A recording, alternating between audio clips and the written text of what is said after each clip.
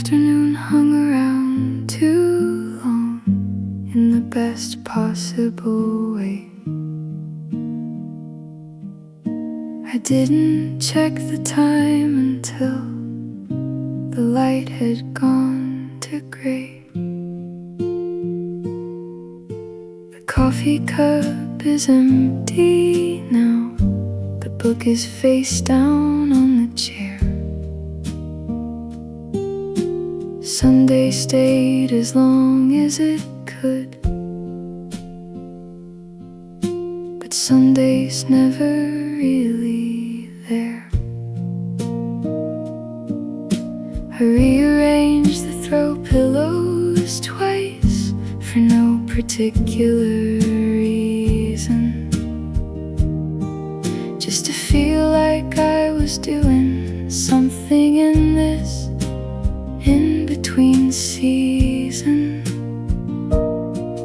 of the weekend and the week ahead, of the me I am on Saturdays, and the one who sets the alarm tonight and drives to work through morning haze.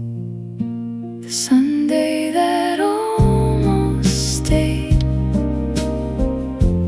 almost made it to the evening. The Sunday that almost stayed, left before I finished grieving. All the things I didn't do, all the version of the day I planned. The Sunday that almost stayed slipped right through my open hand.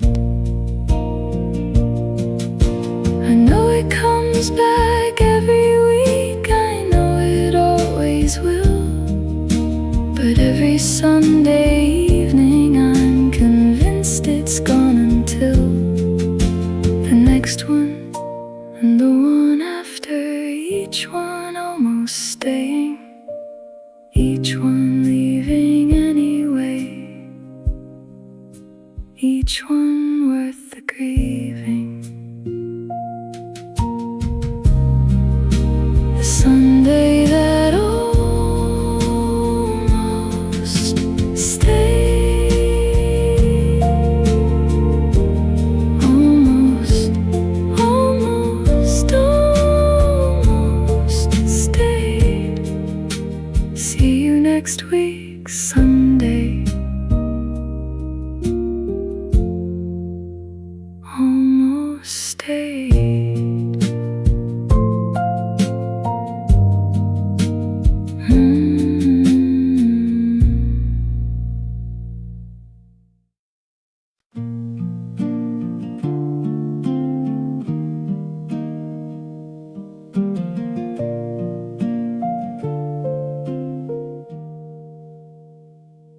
There's a light that only happens at 5 o'clock on Sunday, that makes everything look exactly like something you can't hold on to.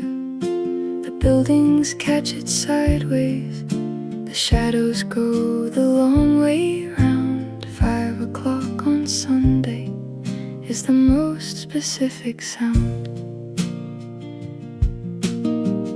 I've been sitting in this chair since somewhere around 2, watching the afternoon become this particular shade of blue that isn't sad exactly, but isn't quite alright.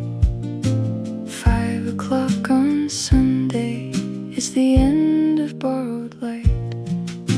5 o'clock on Sunday, and the weekend starts to fold. 5 o'clock on Sunday, the story's been retold 100 Sunday evenings, and I still don't know the name of the feeling that arrives here every week the same. It's not grief exactly, it's not dread exactly, it's the gap between the life I have and the keep expecting to find on a weekend, to find in a Sunday. 5 o'clock arrives and takes the possibility away. 5 o'clock on Sunday, 5 o'clock again. 5 o'clock on Sunday. See you then.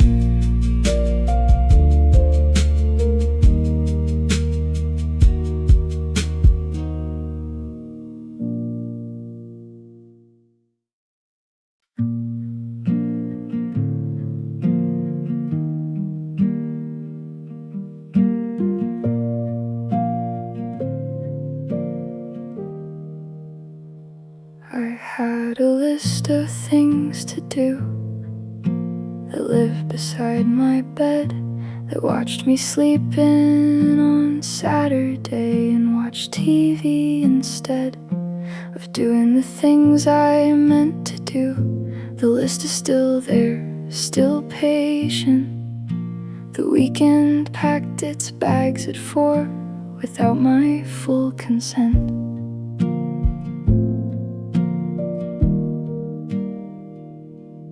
I said I'd call the person back. I said I'd go outside. I said I'd finally start the thing that's been sitting here since July. None of those things happened, but other things did instead. The weekend leaving isn't failure, it's just how weekends end. The weekend is leaving without me, and I'm still on the couch. The weekend is leaving without me. With everything I said I'd sort out, all the plans I made on Friday, all the energy I swore I'd find. The weekend is leaving without me, but I think I'll be fine.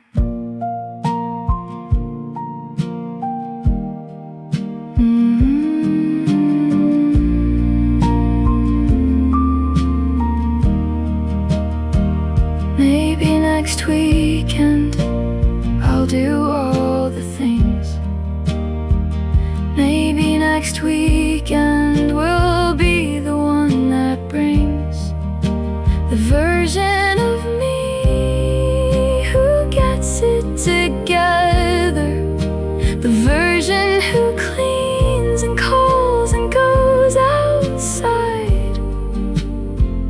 Maybe next weekend, but probably not. The weekend is leaving, see you in 5 days. The weekend is leaving, it always leaves this way.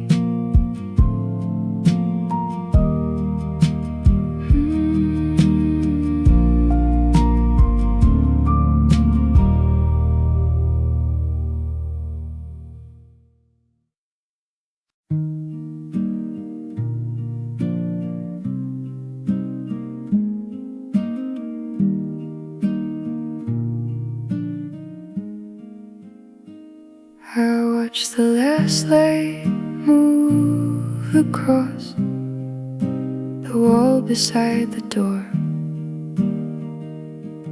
the way it does on Sunday evenings, just before it's gone once more. There's something in the angle of it, something in the particular gold that makes the room look like a painting of a story being told.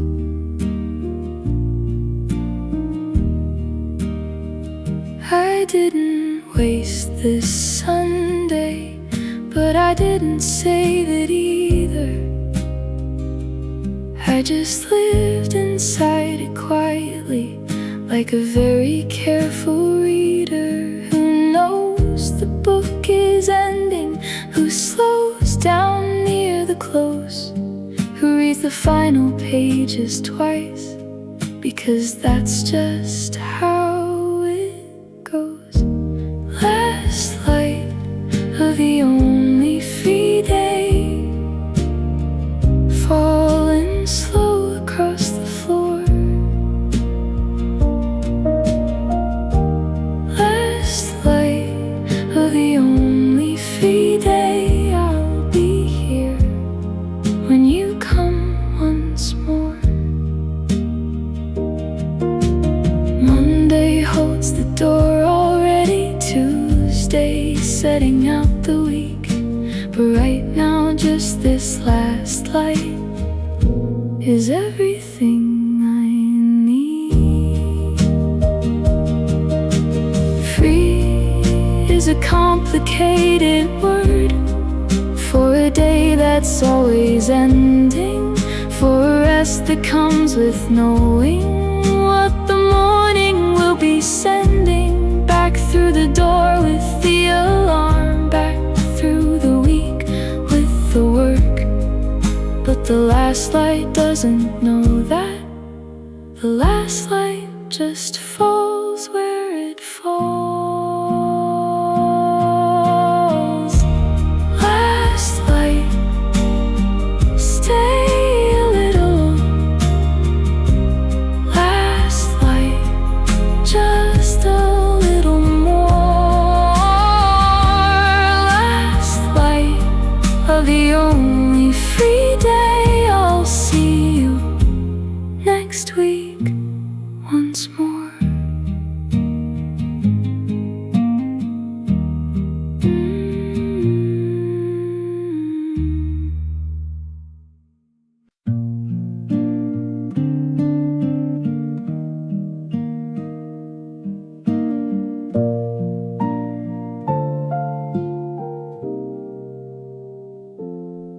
Someone decided long ago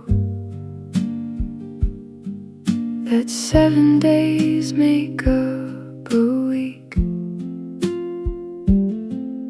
and 2 of those belong to you, which sounds like more than it is. Speak to anyone on Sunday evening, ask them how the math feels now. 2 days sounded generous on Friday. Sunday evening shows you how.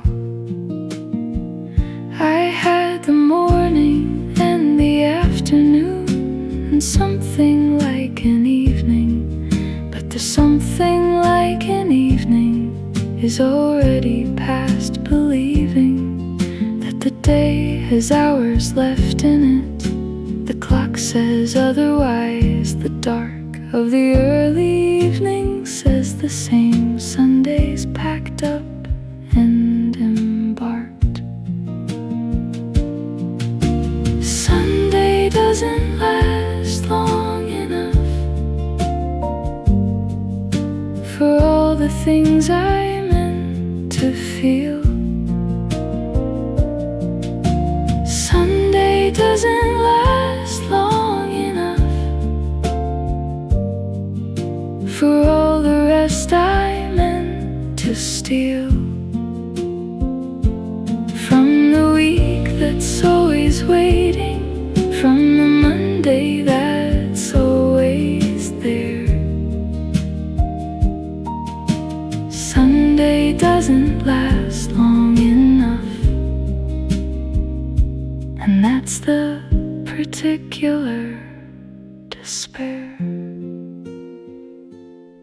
of every Sunday evening everywhere. Give me one more Sunday morning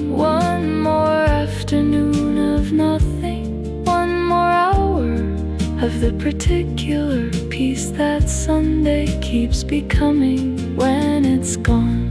One more Sunday of not having anywhere to be. Sunday doesn't last long enough. It never does for me. Sunday, stay a little longer. Sunday, just a little more. Sunday doesn't last long enough, but it lasts, and that's what it's for.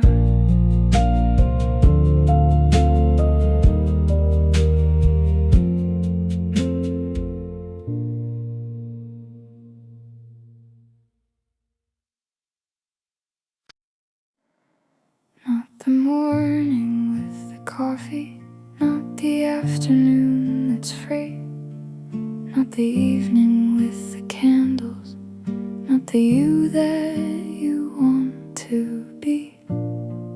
It's the part between the dinner and the getting ready for the week, the part where the Sunday empties out and the Monday starts to speak.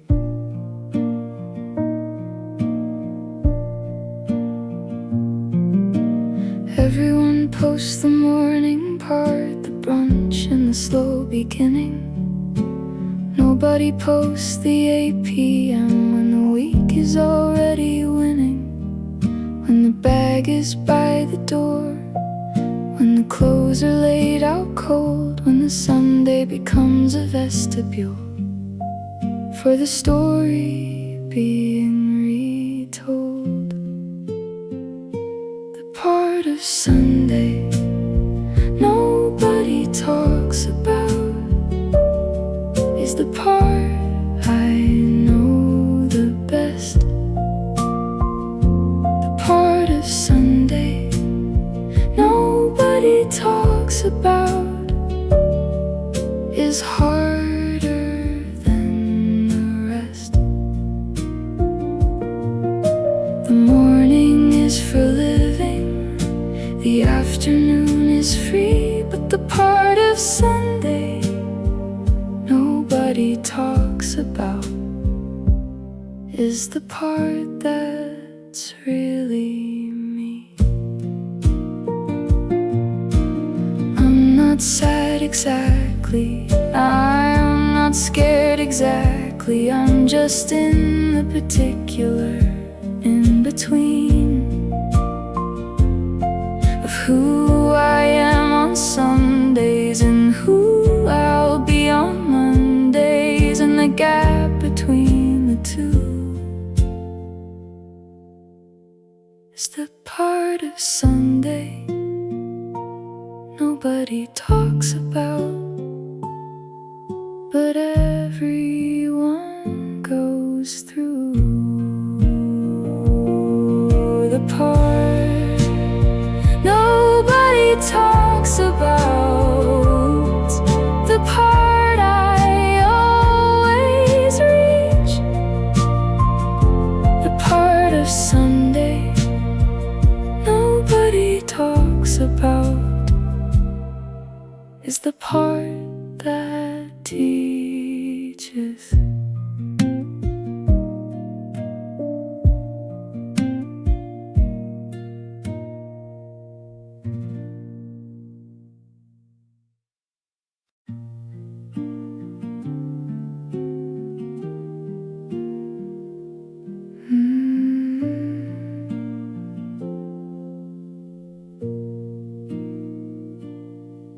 There's an orange that only happens on Sunday evenings in autumn, that the sky does without asking permission or apology, that turns the whole street golden for about 11 minutes before it fades to purple gray and takes the Sunday with it.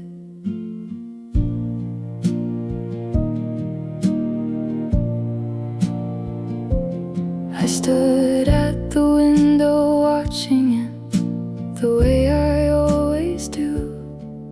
The particular orange of the Sunday sky that I can never quite describe to you, except to say it looks like something that was beautiful and knew it, that went anyway, as beautiful things do, that left me standing to it. When the sky goes that particular orange, I know the day is done. When the sky goes that particular orange, I've run out of Sunday sun, and something in the color says the things I can't quite say about the ending of the weekend, about the ending of the day.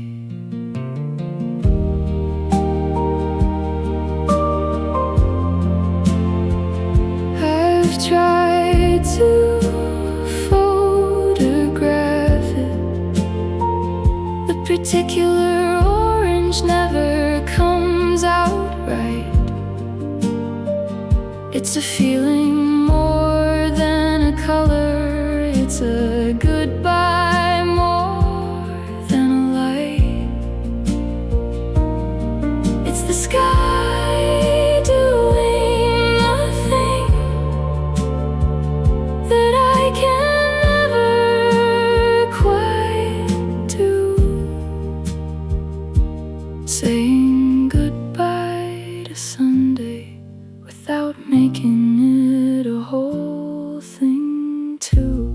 That particular orange, 11 minutes long. That particular orange, and then the Sunday's gone.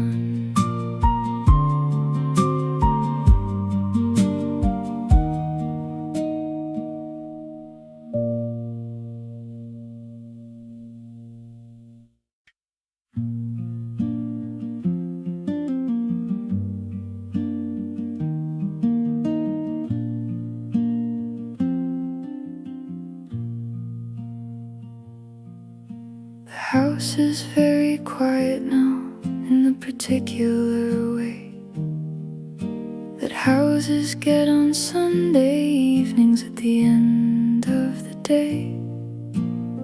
The television's off, the dishes are mostly done. The quiet before Monday has officially begun. There's a quality to this silence that weekday silences don't have.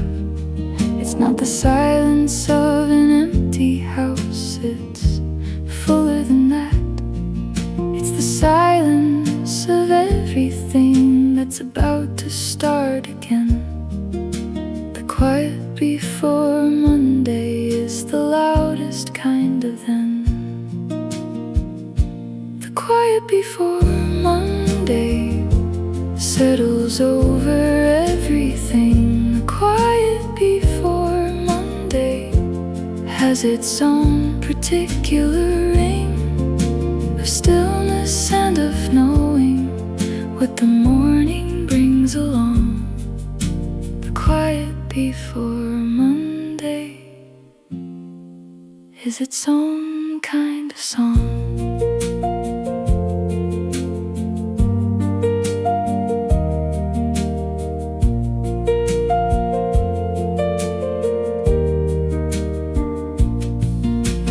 Sit inside the quiet and I let it be what it is. Not dread, not anticipation, just the Sunday evening quiz of whether I am ready, of whether I am not. The quiet before Monday is the best thought I've got. Quiet, quiet, quiet before the Monday comes. Quiet before Monday. Here it comes. Here it comes.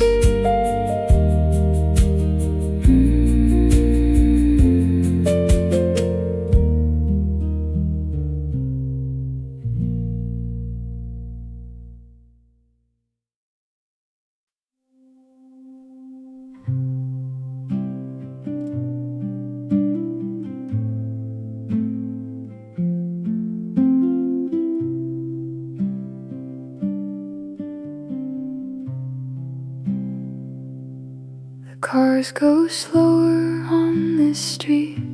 On Sunday evenings I've noticed that people walk with less direction, like everyone's been coached in the particular art of Sunday movement, which is somewhere between a drift and a reluctant heading home, and the very particular gift of noticing small things.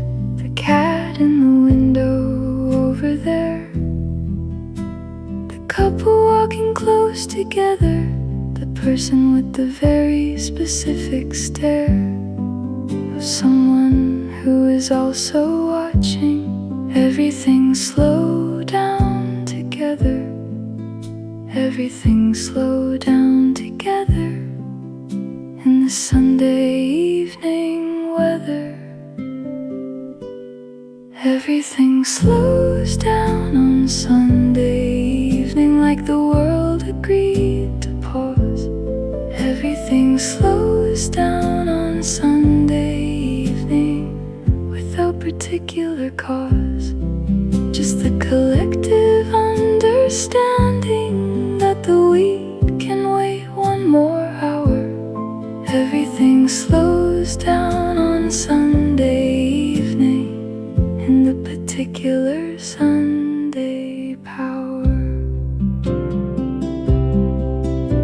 I slow down with it, I let the slow come in. I don't resist the Sunday evening, I just let it begin. Its particular descent into the night, into the week. Everything slows down on Sunday evening, and the slow is what I see. Slow, slow, slow, slow, slow. Sunday slow. Everything slow before the week. Slow, slow, slow, slow. Sunday slow. The slow is slow I seek.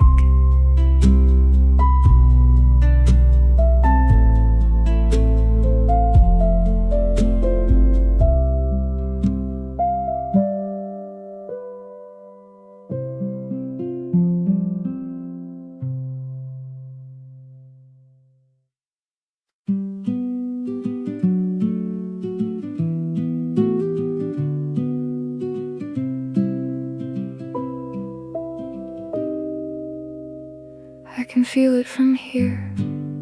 The week is already waiting behind the Sunday evening, quietly anticipating the moment when I close my eyes and the alarm takes over. The week is already waiting like a very patient soldier. It has its meetings organized, its emails in a row, its particular requirements all dressed up and ready to go. The week doesn't wait impatiently, it just waits, which is somehow worse. The week is already waiting with its Tuesday and its Thursday. The week is already waiting, and I'm still here in the Sunday.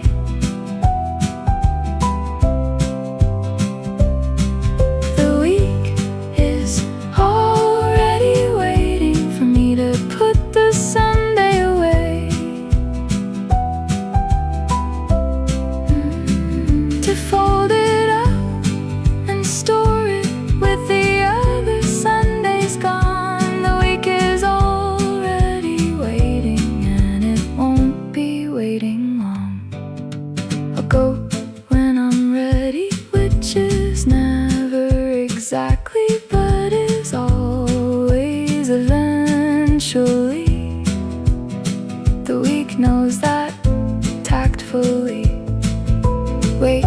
without pressure, waits without hurry. The week is very patient about collecting me. The week is waiting. I know. The week is waiting. Here I go.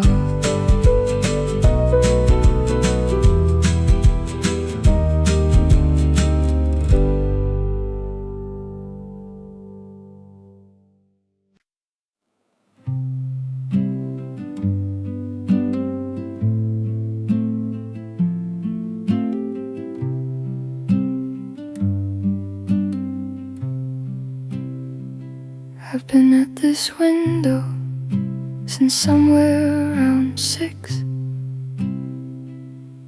watching the street do the things that Sunday evenings mix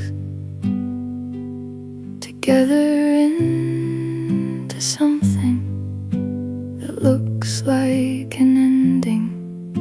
The street doesn't know it's Sunday. The street just keeps on bending. A dog being walked by someone who looks like they needed the air. A car that parks and nobody gets out for longer than seems fair.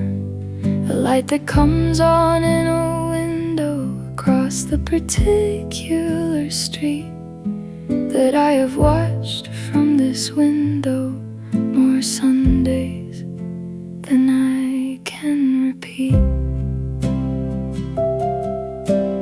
Watching the street from the window the way I always do. Watching the street from the window, Sunday evening coming through. The glass between me and the outside, the particular distance of the pain. Watching the street from the window until it looks like home again. I'm not lonely exactly, I'm just in the particular state of being very present in the watching and the wait of the Sunday evening street that doesn't know I'm watching, that goes about its business while I go about my watching the street, the window, Sunday, the window, the street. Watching the street from the window until the Sunday's complete.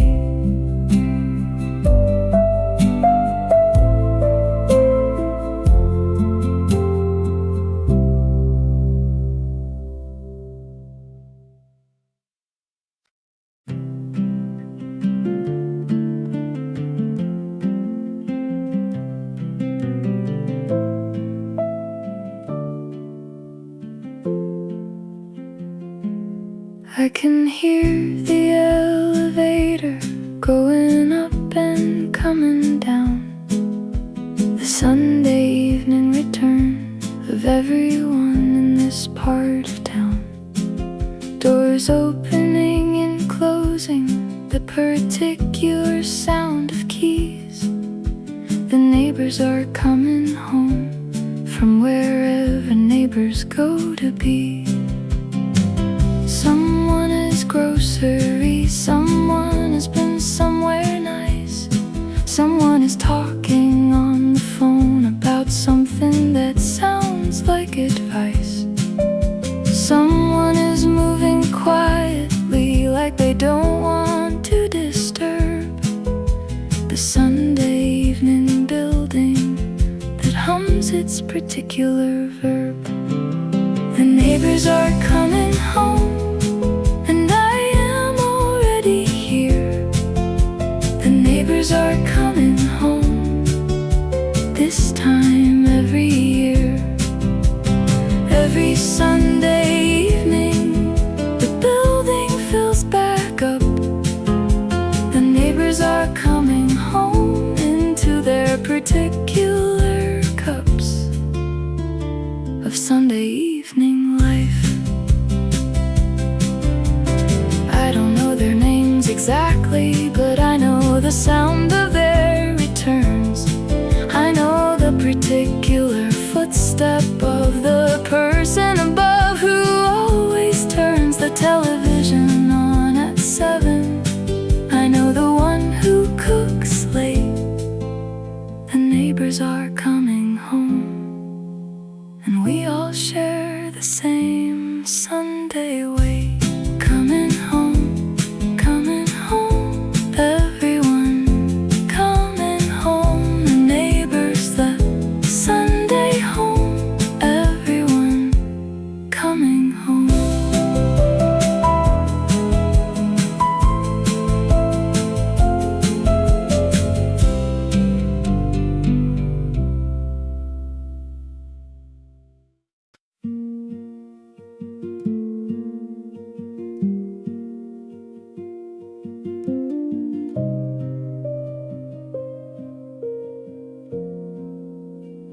One by one they come on, the windows across the way.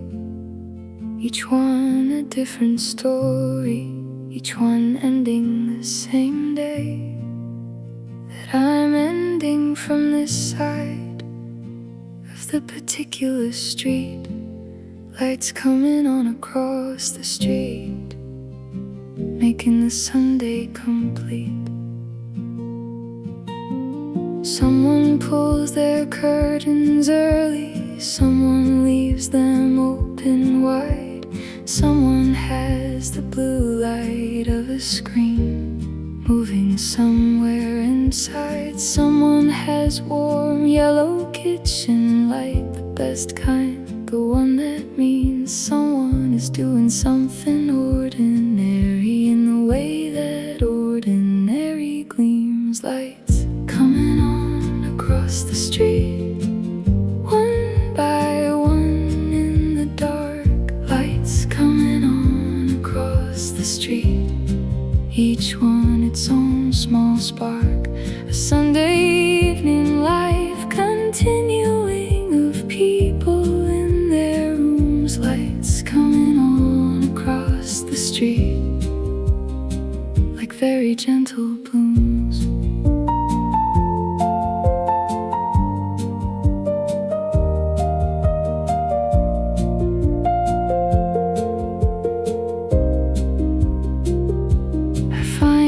Comforting somehow that everyone is home, that all the windows have their lights, that nobody's alone on the Sunday evening side of things, that the street is full of life.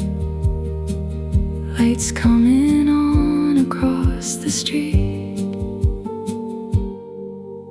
the ordinary beautiful light.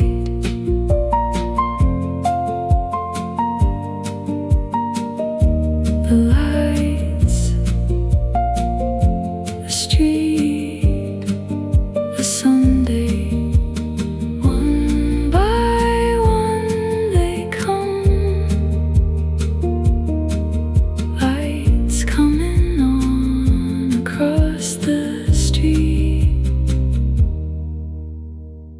until the Sunday's done.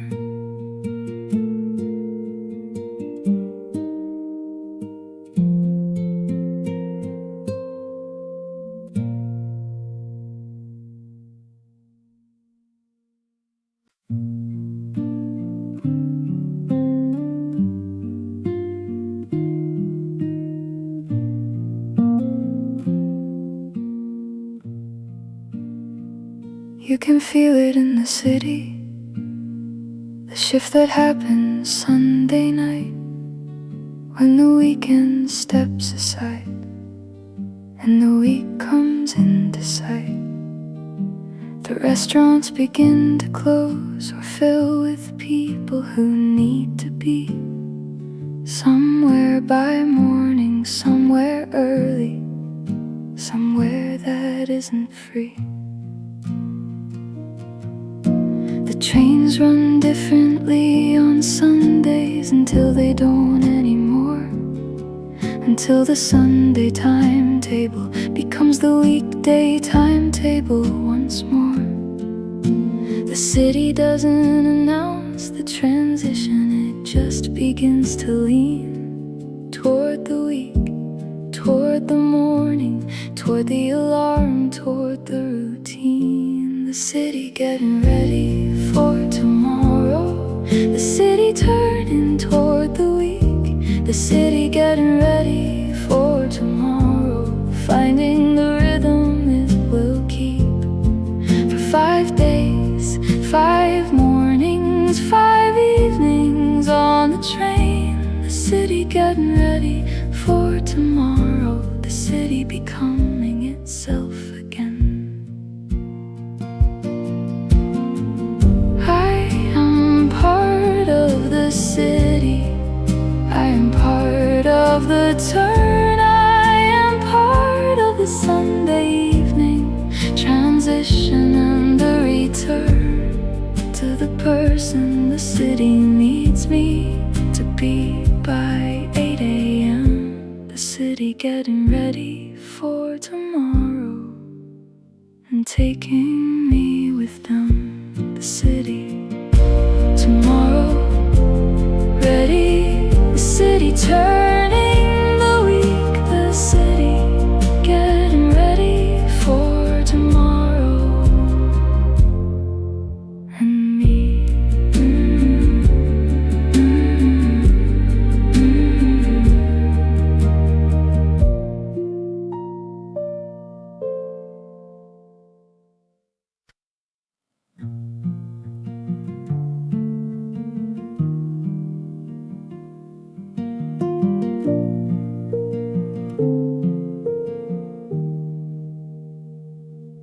If I stay awake a little longer, Sunday stays a little too. The logic is not perfect, but it's the best that I can do with the Sunday that remains of the weekend that I had. One more hour before it's Monday, one more hour before the glad part of the week is over. I know that sleep is better, I know the morning needs me rested, I know that one more hour of Sunday is by morning not as tested as a theory. I know all this, and yet here I am still here.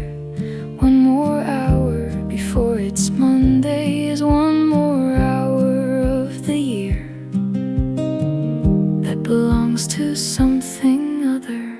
One more hour before it's Monday, just one more hour of free. One more hour before it's Monday, just one more hour of me. Not the me who has the meeting, not the me who has the plan. One more hour before it's Monday, just one more hour I can spend being nothing particular. I regret it in the morning when the alarm goes off too early. I'll regret the Sunday staying, I'll regret it surely. But right now in the staying, in the one more hour of night, one more hour feels exactly right. One more hour, one more hour before the Monday comes. One more hour of Sunday. Here it comes. Here it comes.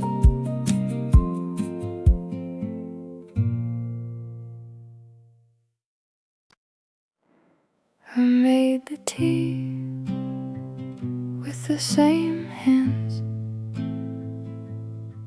that made the Saturday morning coffee. The ritual bookends of the weekend, the opening and the closing of me. As a weekend person, as the version who chooses her own hours, the last cup of the weekend has a different kind of power. I sit with it a little longer than the weekday cups allow.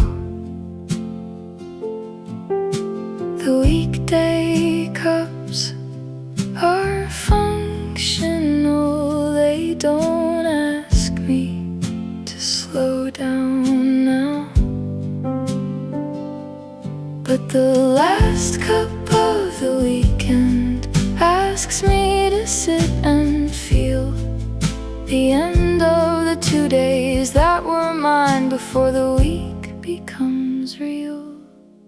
The last cup of the weekend, warm in both my hands. The last cup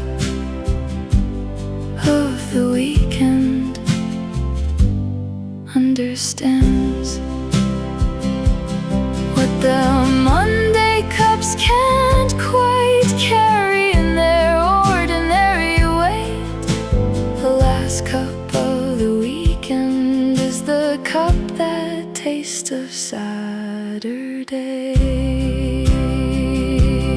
When this cup is empty, the weekend goes with it.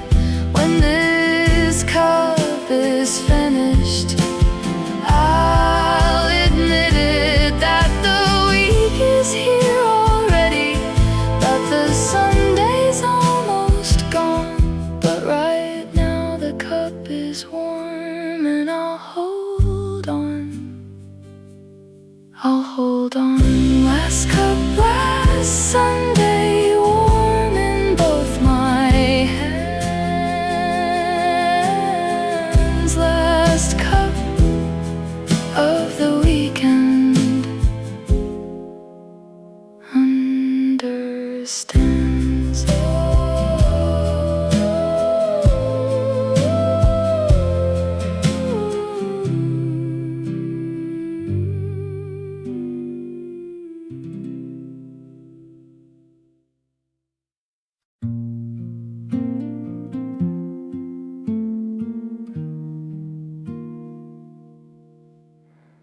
The dishes are making their case for being washed tonight. They're not wrong, technically. They make a reasonable point about hygiene and about mourning, about not waking up to a sink full of the evidence of the weekend. But I think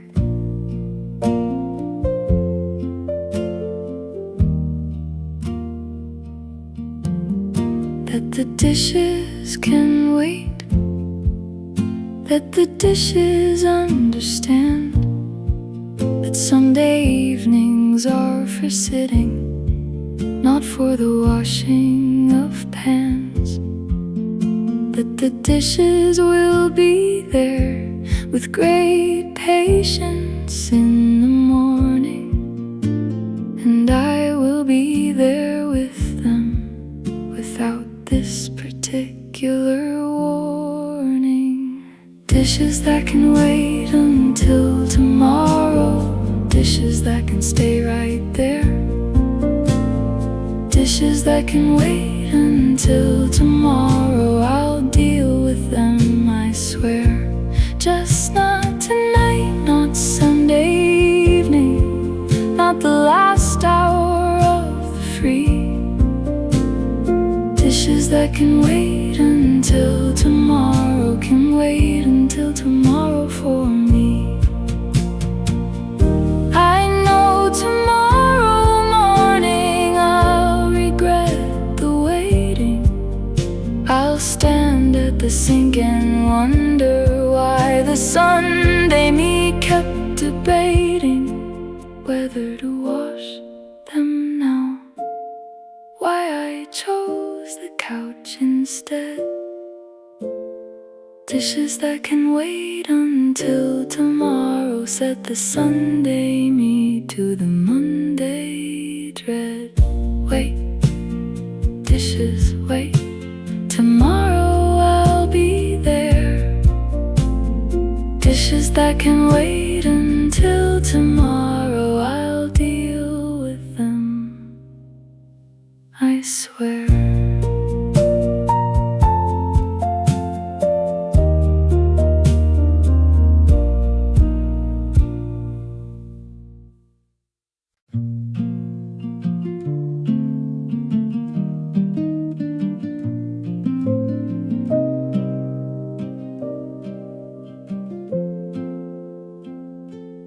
There are playlists for the morning, and playlist for the drive, and playlist for the particular state of trying to feel alive on a weekday. But there's one playlist I always find my way back to on Sunday evenings without deciding.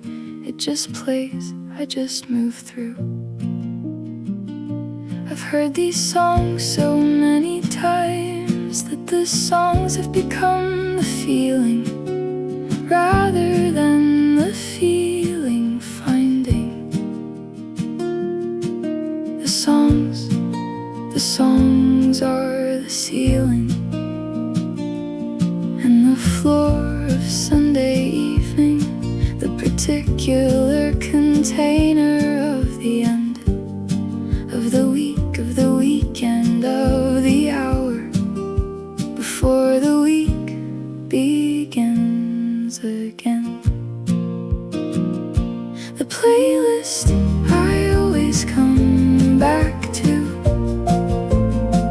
on Sunday evenings, here again. The playlist I always come back to, like an old and honest friend that doesn't judge the Sunday sadness, that knows the Sunday joy. The playlist I always come back to, the one that I deploy when the weekend ends. Maybe it's these songs, maybe it's the hour, maybe Sunday evenings have their own particular power over what I want to hear, over what I need to feel. The playlist I always come back to makes the Sunday evening real. Back to the playlist, back to the Sunday, back to the songs that know the playlist. Sunday back again, here we go.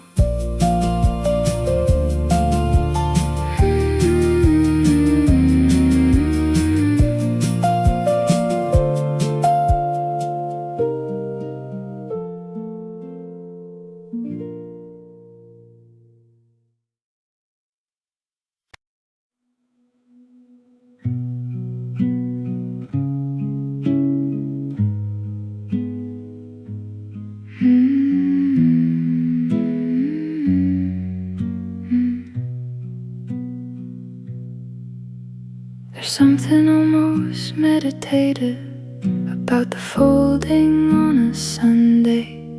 The particular rhythm of it, the same motion every one day. How to 7, the putting away of the week before it starts. Folding laundry on a Sunday night is one of the domestic arts. Each item is a small decision about tomorrow and the days after. The shirt for the meeting, the comfortable one for the day that's softer. I fold the week into the drawers, I put the weekend into the wash. Folding laundry on a Sunday night is the ritual I can't quite squash.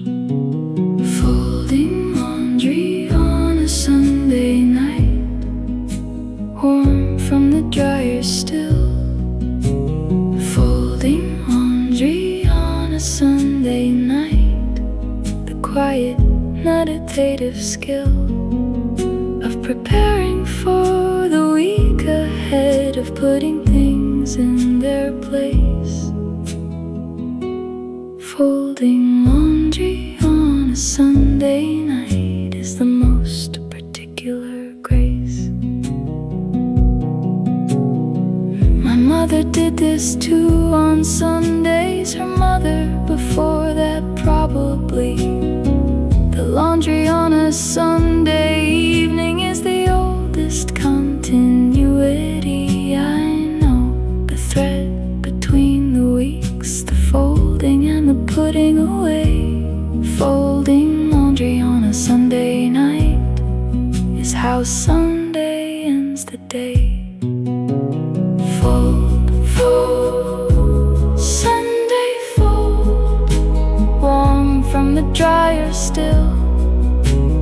Folding laundry on a Sunday, the gentlest Sunday skill.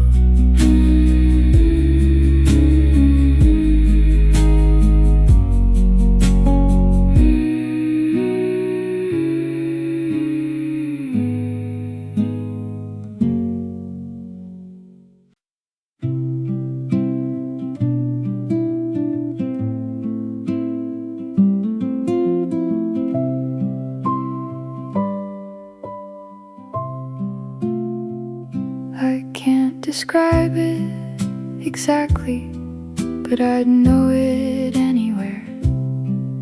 The particular smell of Sunday evening that gets into the air around 5 or 6 o'clock, when the cooking and the closing of the day begin to mix into something worth noticing. It's something like a meal being made somewhere in the building. It's something like the outside air that's different, slightly chilling. It's the particular smell of other people winding down together. The particular smell of Sunday evening in any kind of weather. The particular smell of Sunday evening, I couldn't tell you what it is. The particular smell of Sunday evening is everybody's, and it's his and hers and mine and all of ours, the shared olfactory fact. The particular smell of Sunday evening brings the whole week back. I first noticed it as a child on Sunday evenings at my grandmother's. The particular smell of Sunday evening was hers, and now it's mine, and others carry it in their particular houses, in their particular towns. The particular smell of Sunday evening is the smell of slowing down. Sunday evening smell, the particular smell of Sunday evening is how Sunday feels.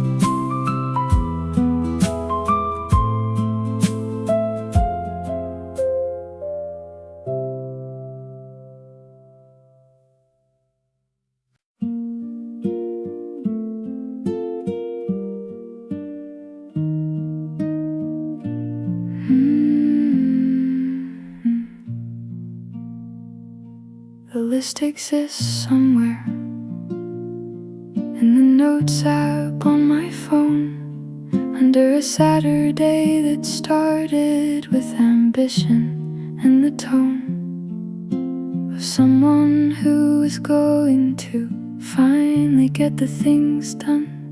Everything I meant to do this weekend watched me choose the couch and sun. I meant to call the person I've been meaning to call since March. I meant to sort the documents that need a certain kind of starch, of attention that I couldn't find on a Saturday or Sunday. Everything I meant to do this weekend will be there come Monday. Everything I meant to do this weekend is still waiting, very patient. Everything I meant to do this weekend has become the next weekend's statement of intention, of beginning of the fresh start I'll make then. Everything I meant to do this weekend will be everything again.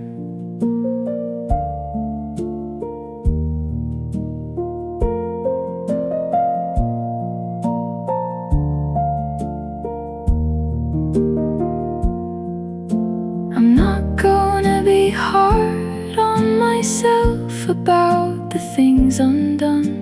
The weekend was for resting, even if the resting was just fun.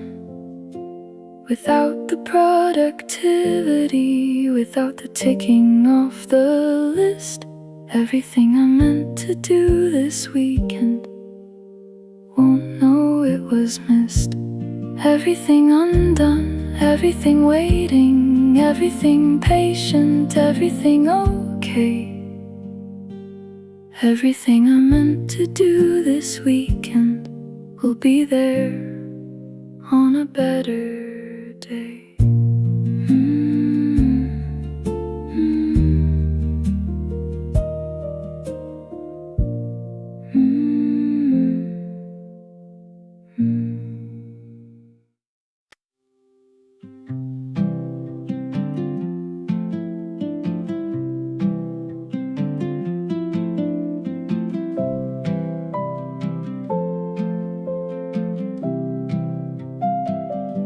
She sleeps a little later. She drinks her coffee slow. She doesn't check her phone for the first hour, just to know what it feels like not to be available to everything. The version of me that only exists on Sundays is the version worth keeping.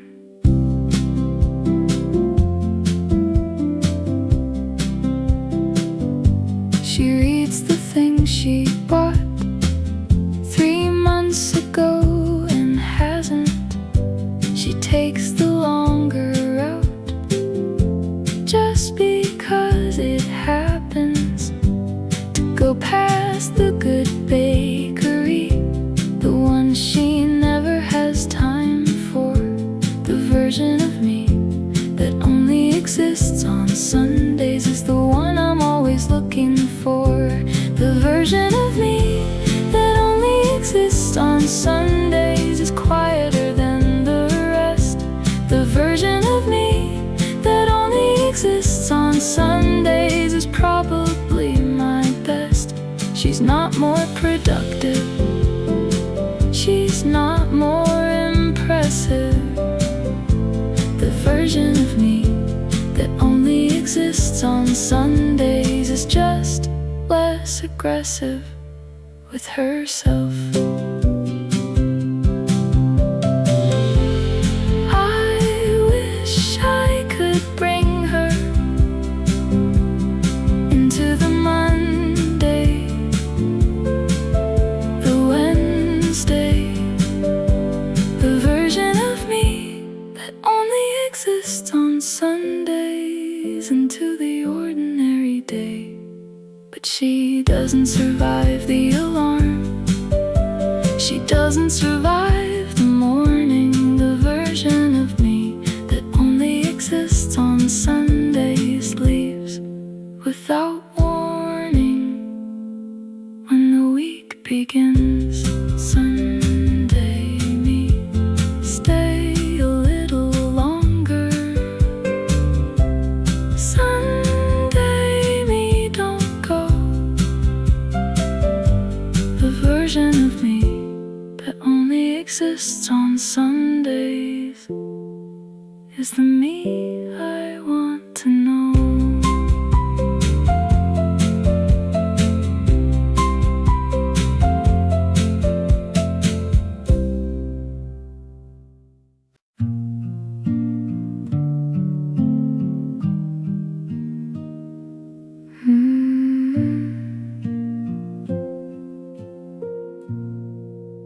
The bag is by the door, or will be in a minute. The outfit for tomorrow has a short list, I'm almost in it. The particular state of almost ready is a Sunday evening specialty. Almost ready for tomorrow is the closest I will be. I've checked the calendar twice, I know what tomorrow holds. The 8 a.m., the 12 p.m., the meeting where someone unfolds a document I've already read, but will pretend to read again. Almost ready for tomorrow, almost ready, almost then. Almost ready for tomorrow, almost but not quite. Almost ready for tomorrow, still in the Sunday night. Not Monday yet, not fully in the week that waits ahead. Almost ready for tomorrow, still Sunday in my head.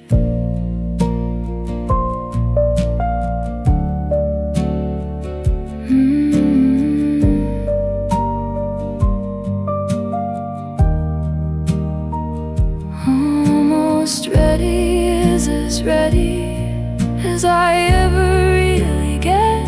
Almost ready is the permanent condition, and not yet has always been my timing, has always been my way.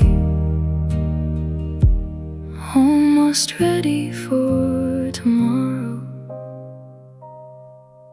is almost ready for today. Almost ready, almost there, almost Monday in the air. Almost ready for tomorrow. Almost, almost, almost there.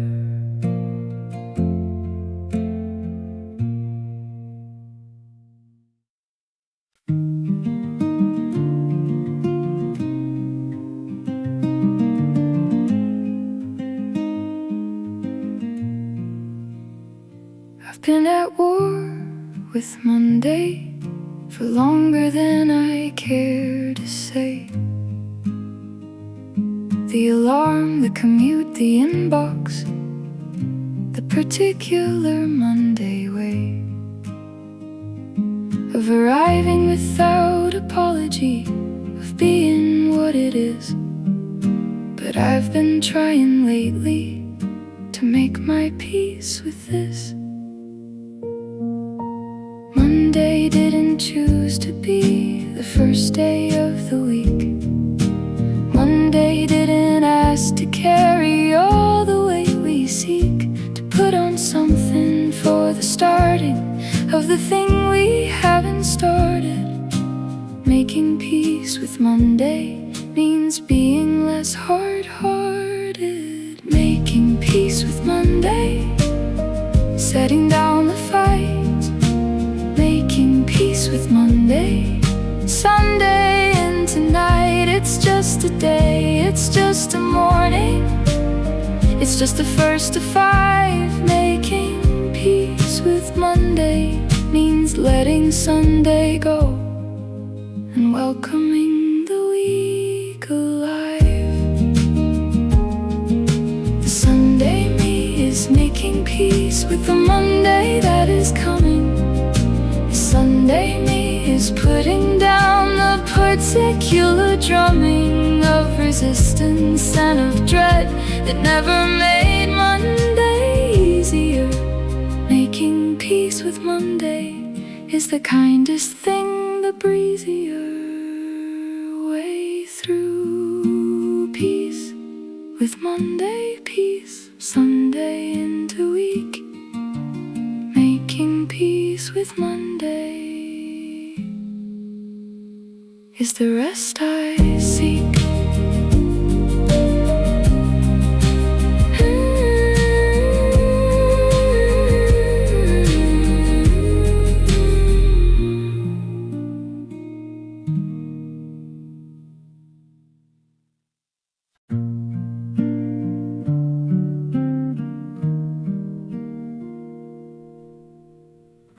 I've tried to name it many times,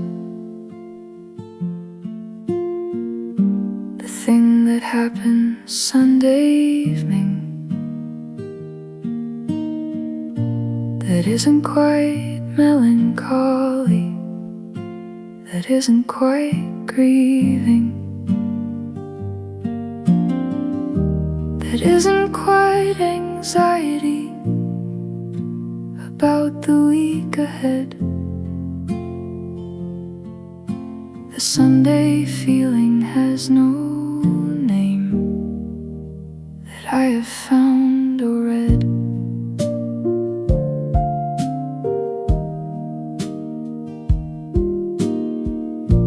The Germans probably have a word, they usually do for this, a very specific emotional state of what is this particular end of weekend feeling that everyone seems to share. The Sunday feeling has no name, but everyone knows it's there. The Sunday feeling has no name, but it has a particular weight. The Sunday feeling has no name, but it arrives on time and late. All at once, all Sunday evenings, all the years I've been alive. The Sunday feeling has no name, and somehow it helps to survive. Just knowing everyone feels it. Maybe it doesn't need a name, maybe the namelessness is right for something that exists between the end of day and night, between the self of weekend and the self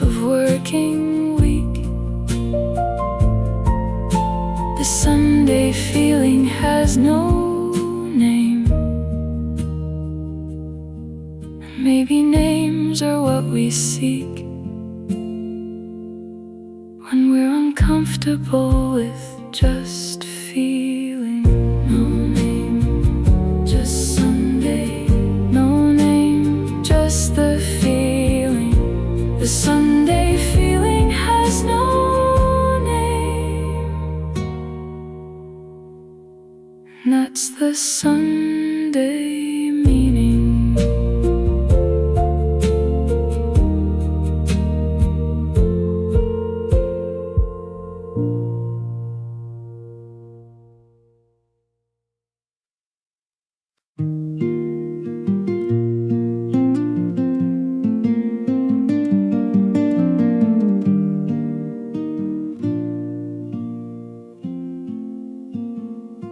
I've done this before, many Sundays before this one.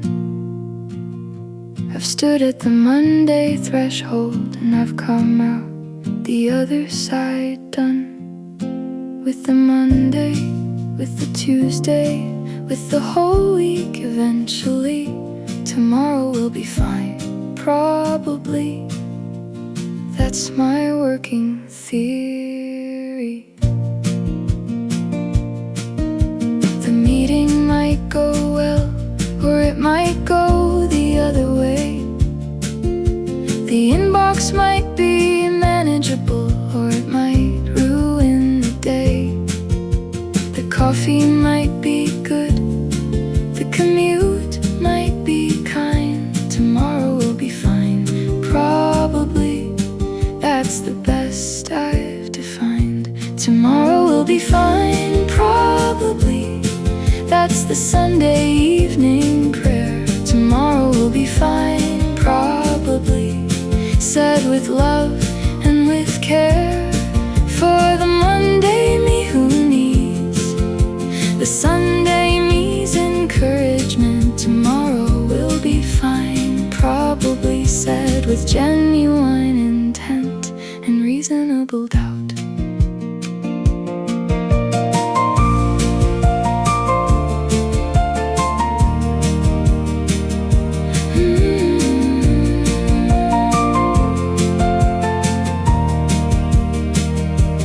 Probably is doing a lot of work in that sentence.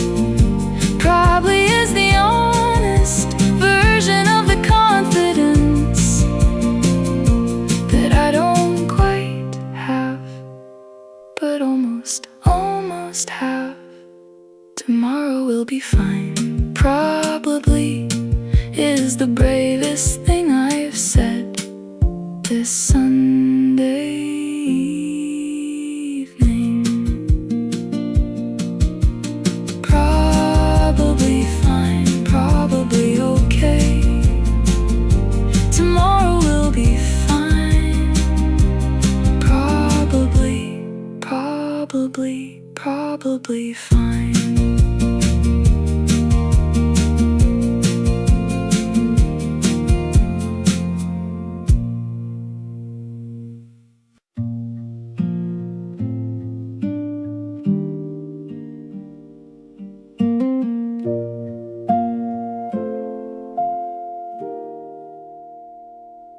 Every Sunday evening I become the person who will do better, who will answer the emails promptly, who will write the letter that's been in the drafts for months, who will make the call, attend the thing. The week I'll do better starts on Monday. Every Sunday I begin. The Monday version rarely matches the Sunday version's ambition, but the Sunday version keeps on making the same particular decision to do better, to be better, to show up more completely. The week I'll do better is the hope that gets me through each Sunday sweetly. The week I'll do better starts in about 8 hours. The week I'll do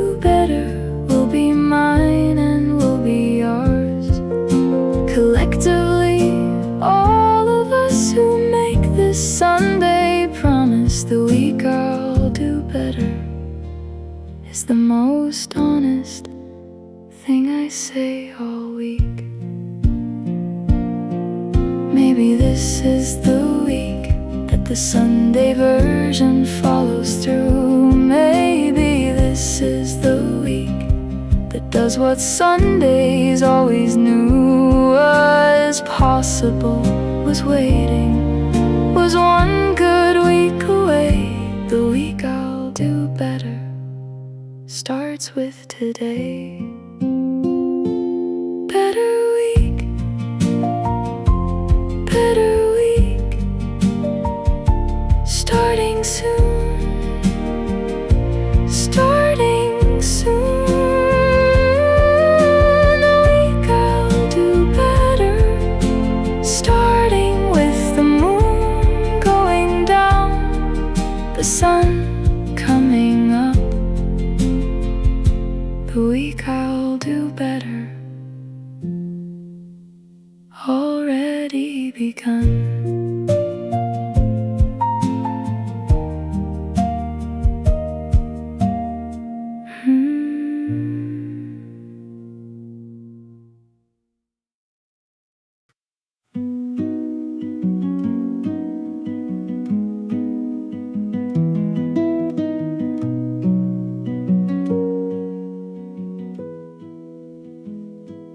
Different apartment than last year, different version of the chair, different coffee cup, different playlist, different length of hair. Same Sunday finding me in the same particular state. Sunday always finds me here, arriving early, never late.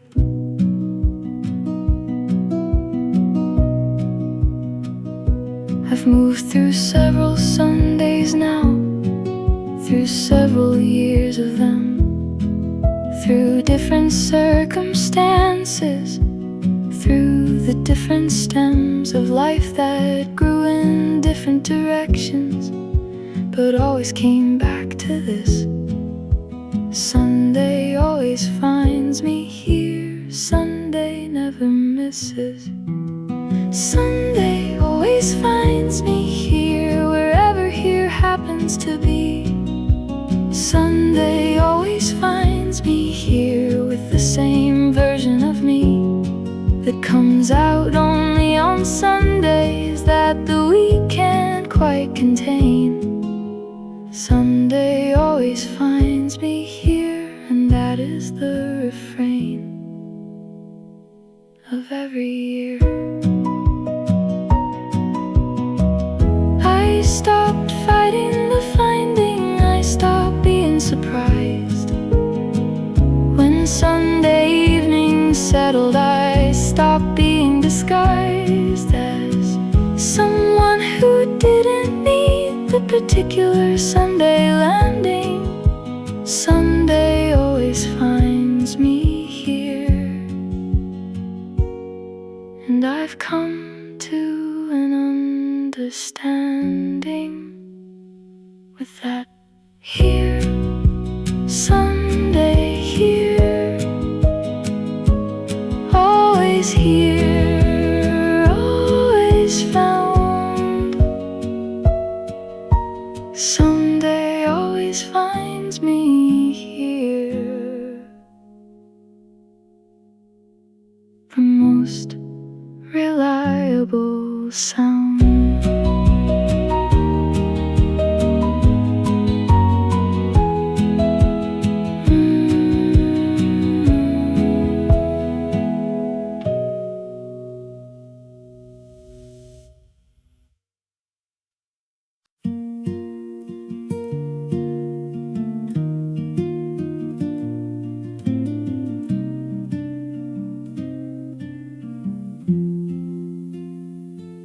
There's a way of going into Mondays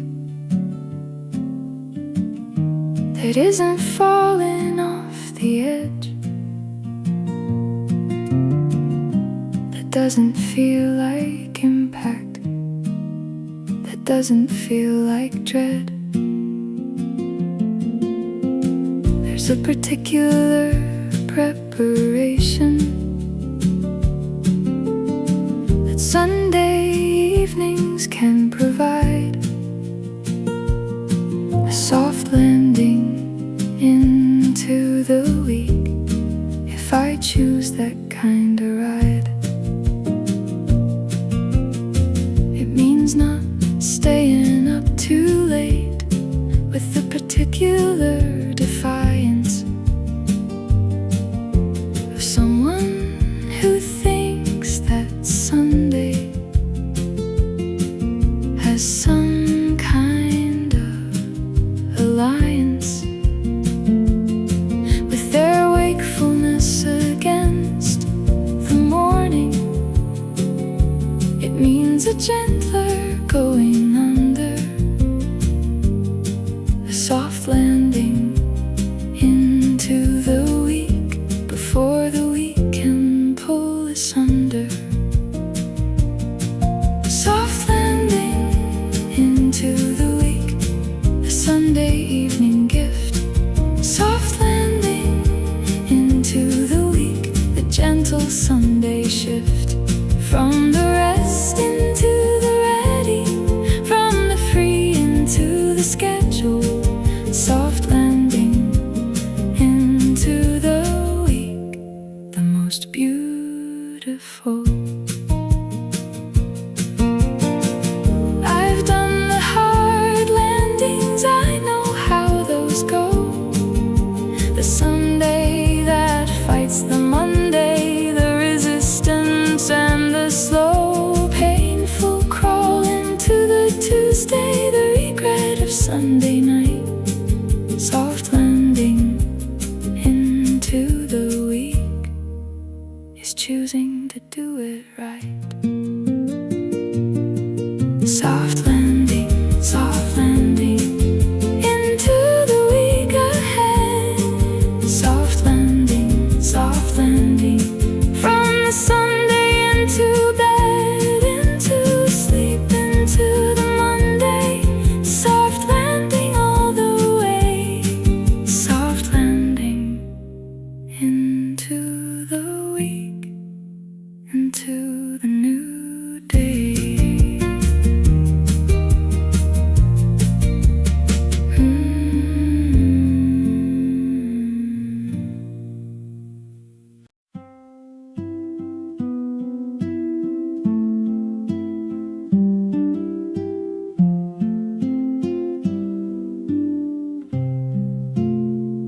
This is the part where I say goodbye to the particular Sunday that lived inside this weekend in the particular way that this Sunday chose to live, which was slowly and completely. See you next Sunday. See you next week, sweetly.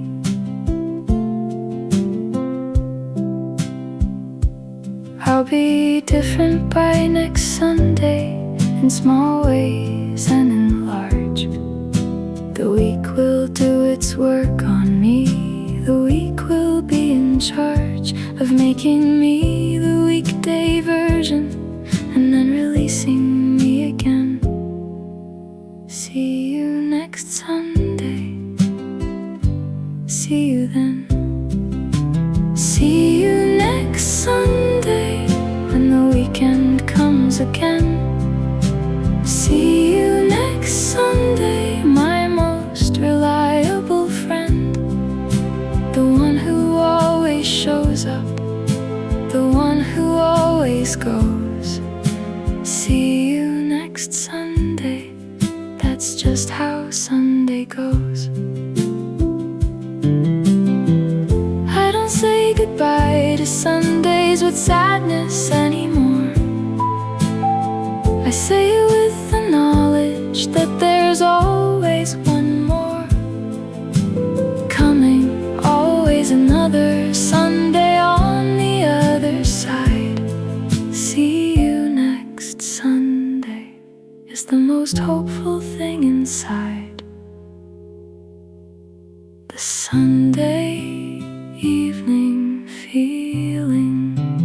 See you next Sunday.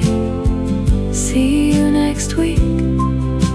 See you next Sunday. A most reliable beat of the year, of the life, of the weekly return. See you next Sunday. See you, see you, see you.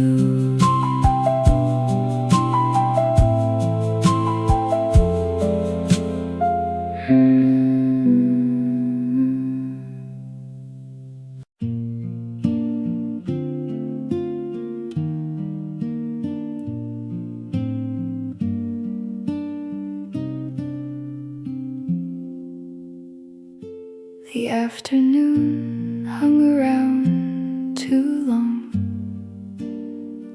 in the best possible way. I didn't check the time until the light had gone to gray. The coffee cup is empty now. The book is face down on the chair. Sunday stayed as long as it could, but Sunday's never really there. I rearranged the throw pillows twice, for no particular reason, just to feel like I was doing something in this in-between season of the weekend and the week ahead, of the me I am on Saturdays, and the one who sets the alarm tonight and drives to work through morning haze. A Sunday that almost stayed, almost made it to the evening. The Sunday that almost stayed, left before I finished grieving all the things I didn't do, all the version of the day I planned. The Sunday that almost stayed slipped right through my open hand. I know it comes back every week, I know it always will, but every Sunday evening I'm convinced it's gone until the next one and the one after, each one almost staying, each one leaving anyway, each one worth the grieving. The Sunday that almost stayed, almost, almost, almost stayed. See you next week Sunday, almost stayed.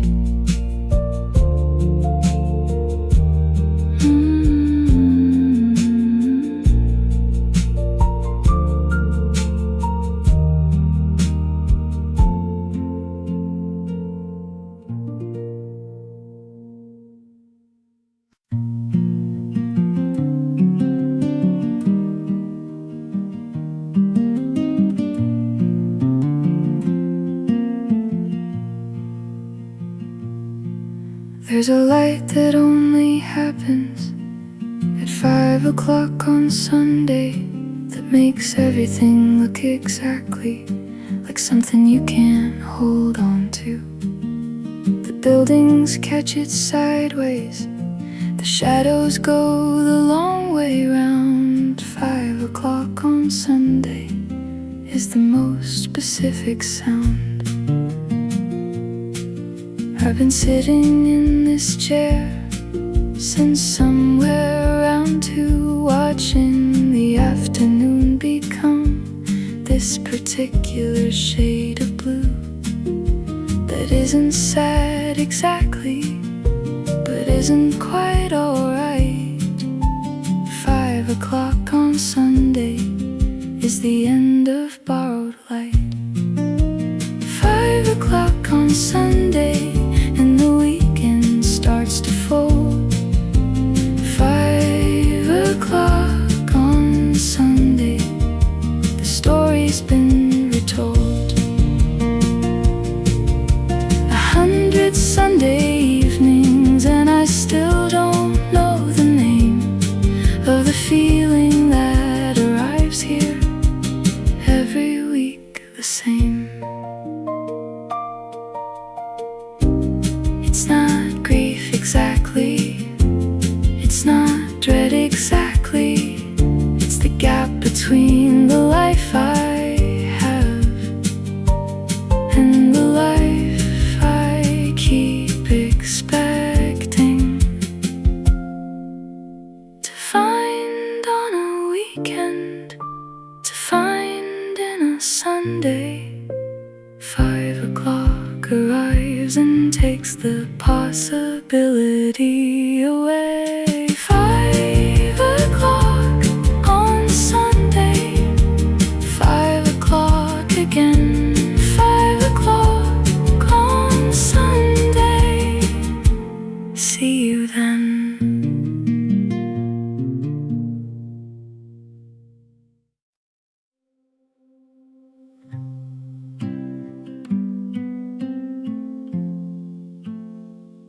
I had a list of things to do that lived beside my bed, that watched me sleep in on Saturday and watch TV instead of doing the things I meant to do. The list is still there, still patient. The weekend packed its bags at 4 without my full consent. I said I'd call the person back, I said I'd go outside, I said I'd finally start the thing that's been sitting here since July.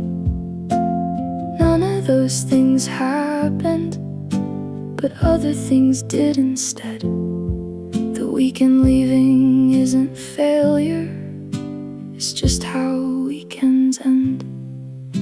The weekend is leaving without me, and I'm still on the couch. The weekend is leaving without me, with everything I said I'd sort out, all the plans I made on Friday, all the energy I swore I'd find. The weekend is leaving without me, but I think I'll be fine. Maybe next weekend I'll do all the things. Maybe next weekend will be the one that brings the version of me who gets it together, the version who cleans and calls and goes outside. Maybe next weekend, but probably not. The weekend is leaving, see you in 5 days. The weekend is leaving, it always leaves this way.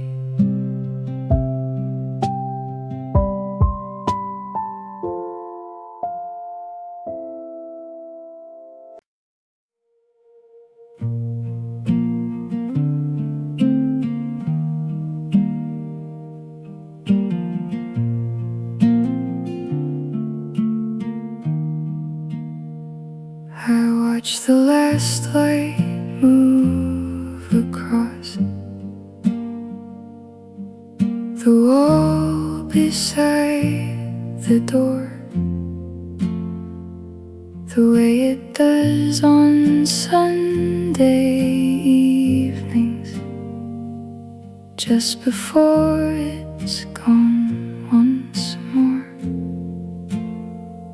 There's something in the angle of it, something in the particular gold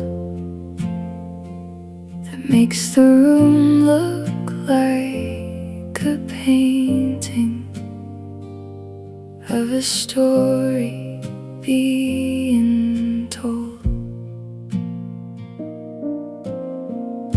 I didn't waste this Sunday, but I didn't save it either. I just lived inside it quietly, like a very careful reader who knows the book is ending, who slows down near the close, who reads the final pages twice, because that's just how it goes. Last light of the only free day, falling slow across the floor. Last light of the only free day, I'll be here when you come once more. Monday holds the door already, Tuesday setting out the week, but right now just this last light is everything I need. Free is a complicated word for a day that's always ending, for a rest that comes with knowing what the morning will be sending. Back through the door with the alarm, back through the week with the work, but the last light doesn't know that. The last light just falls where it falls. Last light, stay a little. Last light, just a little more. Last light of the only free day. I'll see you next week once more.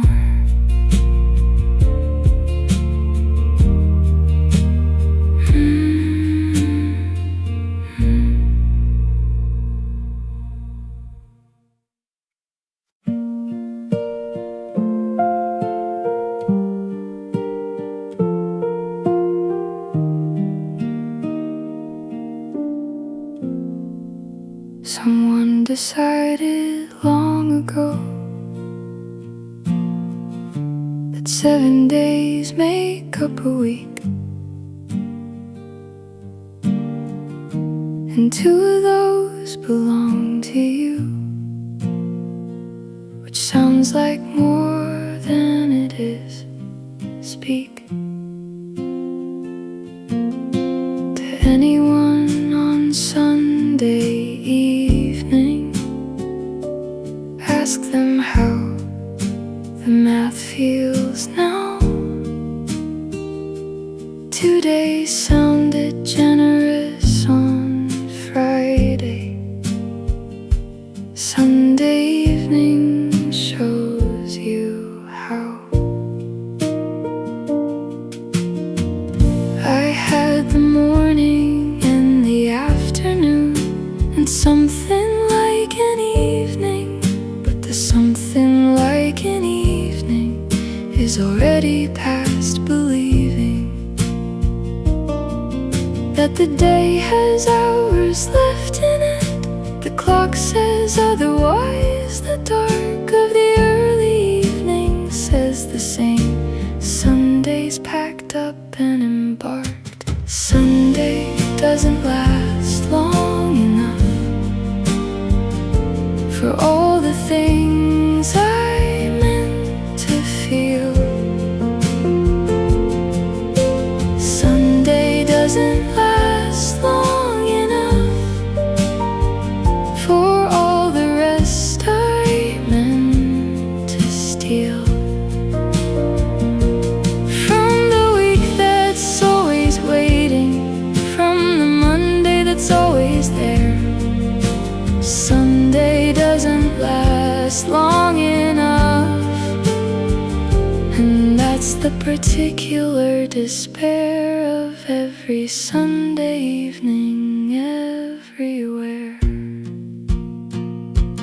Give me one more Sunday morning, one more afternoon of nothing, one more hour of the particular peace that Sunday keeps becoming when it's gone.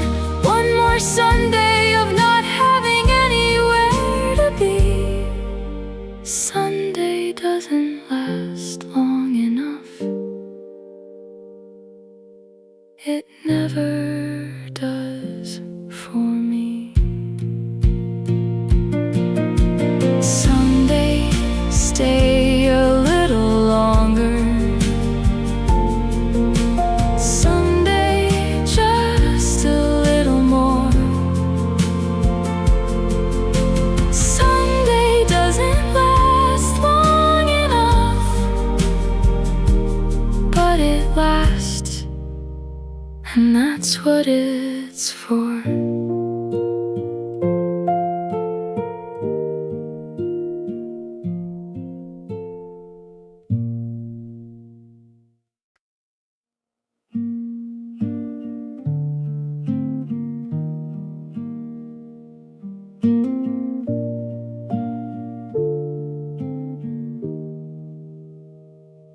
Not the morning with the coffee, not the afternoon that's free, not the evening with the candles, not the you that you wanna be. It's the part between the dinner and the getting ready for the week, the part where the Sunday empties out and the Monday starts to speak.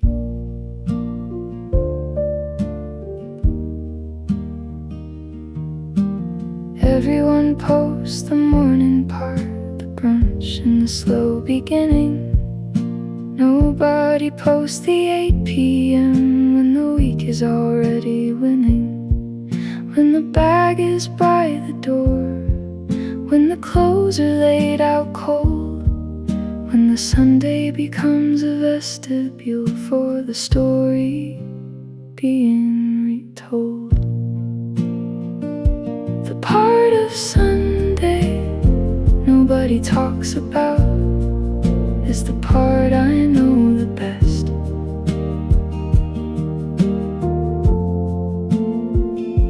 The part of Sunday nobody talks about is harder than the rest.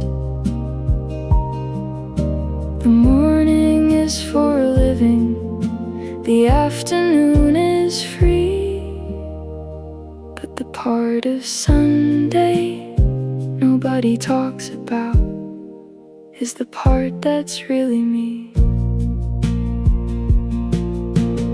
I'm not sad exactly, I'm not scared exactly, I'm just in the particular in-between of who I am on Sundays and who I'll be on Mondays, and the gap between the two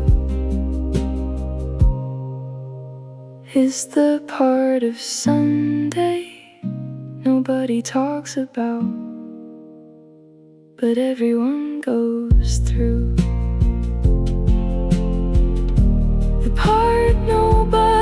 talks about the part I always reach, the part of Sunday nobody talks about is the part that teaches.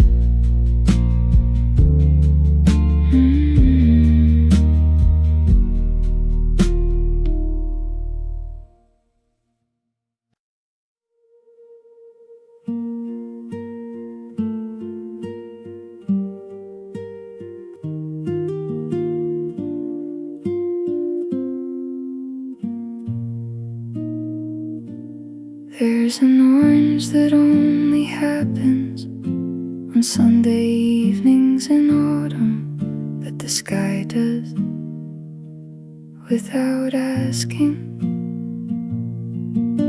permission or apology, that turns the whole street golden for about 11 minutes before it fades to purple gray and takes the Sunday with it.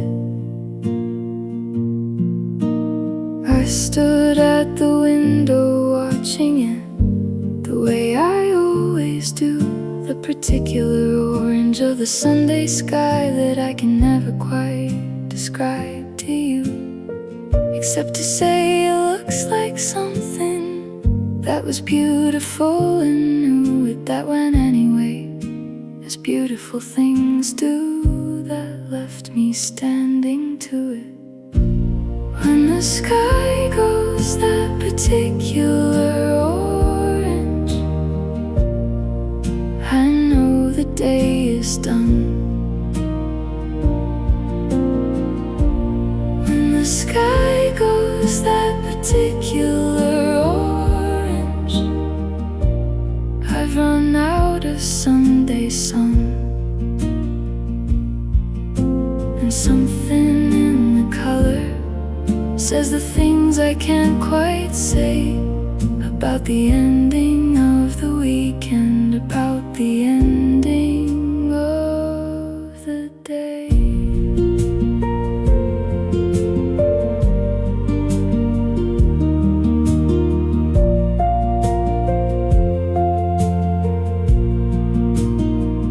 I've tried to photograph it, the particular orange never comes out right. It's a feeling more than a color, it's a goodbye more than a light. It's the sky doing the thing that I can never quite do, saying goodbye to Sunday without making it a whole thing too. That particular orange, 11 minutes long, that particular orange, and then the Sunday's gone.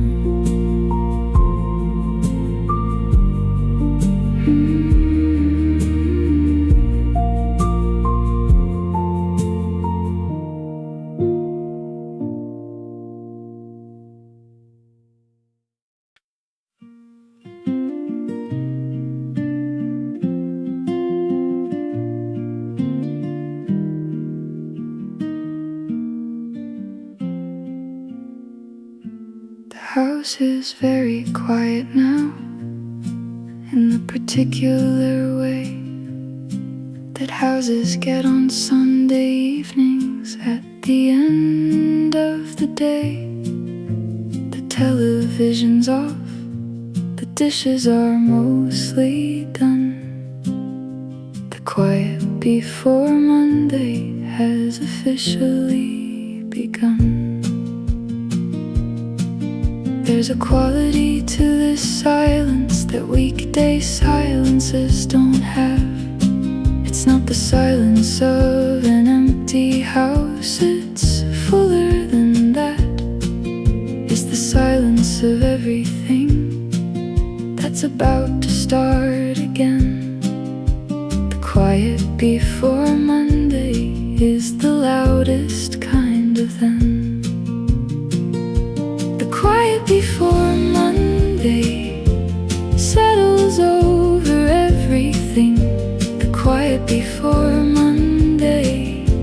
its own particular ring of stillness and of knowing what the morning brings along, the quiet before Monday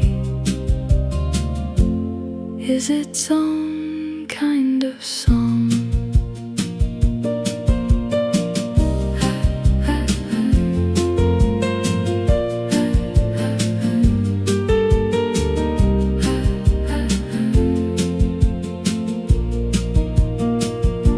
I sit inside the quiet and I let it be what it is. Not dread, not anticipation, just the Sunday evening quiz of whether I am ready, of whether I am not. The quiet before Monday is the best thought I've got.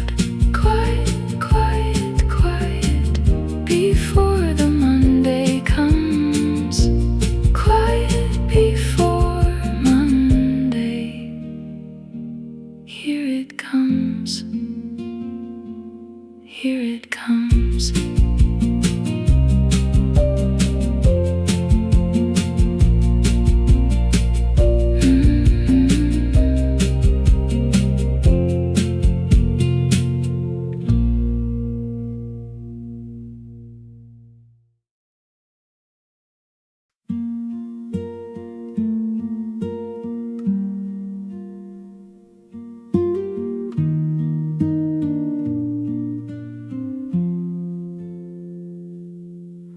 The cars go slower on this street. On Sunday evenings I've noticed that people walk with less direction, like everyone's been coached in. The particular art of Sunday movement, which is somewhere between a drift and a reluctant heading home, and the very particular gift of noticing small things. The cat in the window over there, the couple walking close together, the person with the very specific stare of someone who is also watching. Everything slow down together. Everything slow down together. In the Sunday evening weather, everything slows down on Sunday evening, like the world agreed to pause. Everything slows down on Sunday evening without particular cause, just the collective understanding that the week can wait one more hour.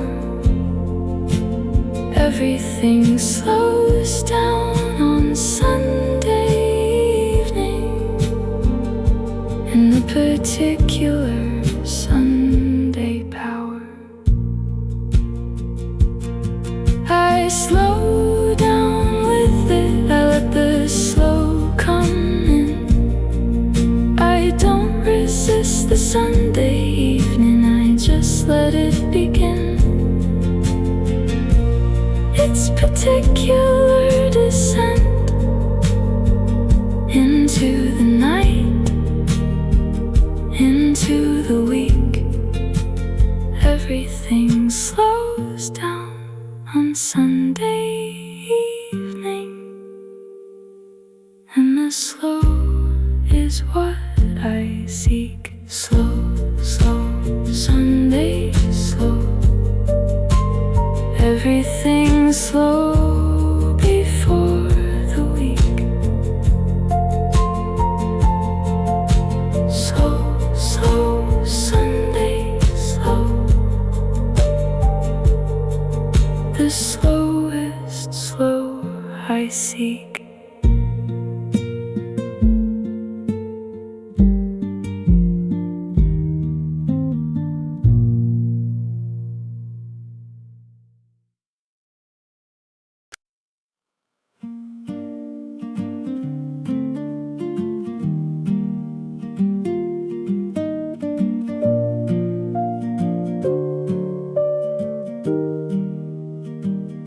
I can feel it from here.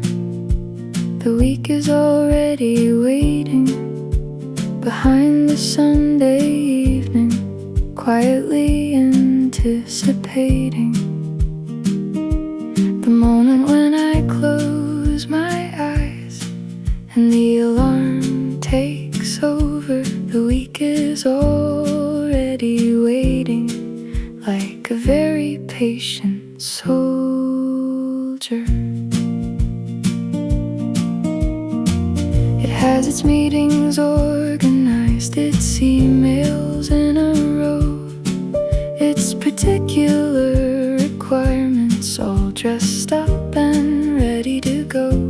The week doesn't wait impatiently, it just waits, which is somehow worse.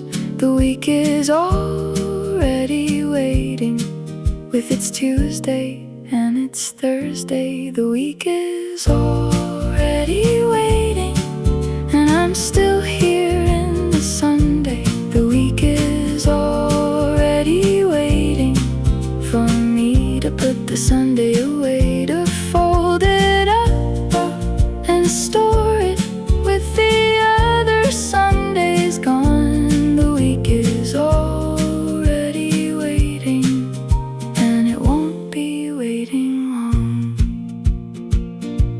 I'll go when I'm ready, which is never exactly, but is always eventually.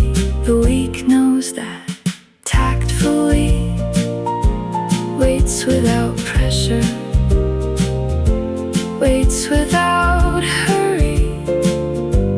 The week is very patient about collecting me. The week is waiting. I know, I know. The week is waiting. Here I go.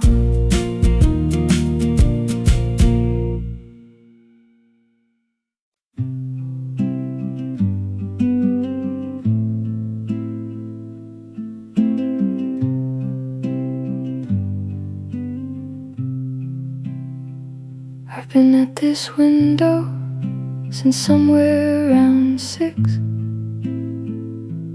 watching the street do the things that Sunday evenings mix together into something that looks like an ending.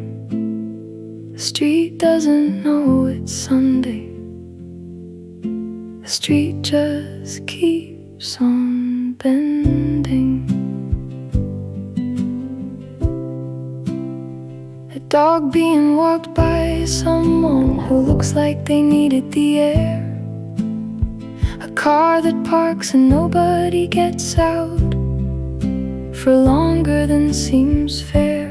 A light that comes on in a window across the particular street that I have watched from this window more Sundays than I can repeat.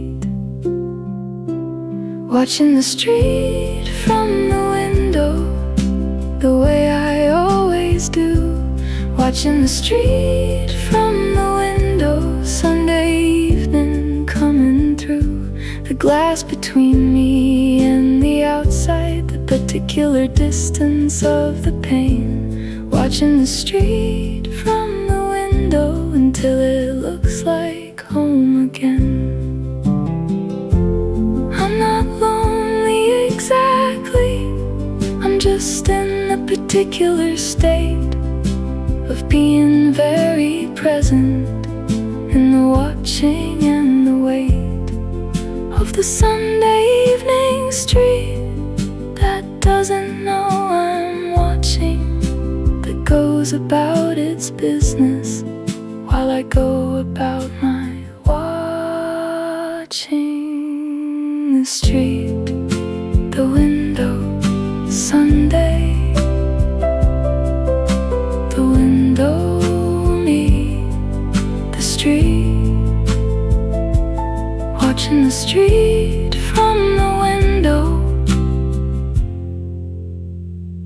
until the Sunday's complete.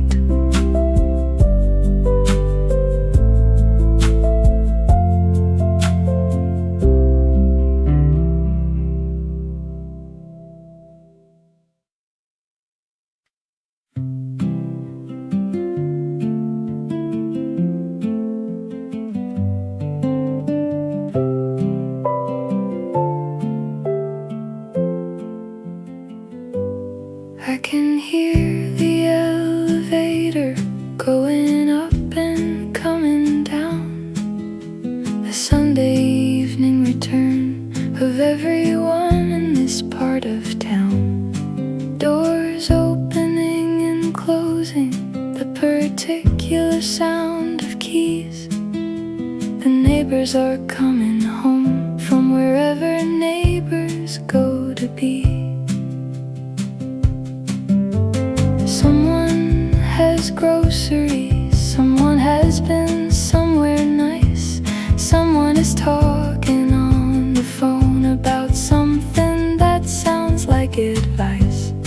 Someone is moving quietly like they don't want to disturb the Sunday evening building that hums its particular verb.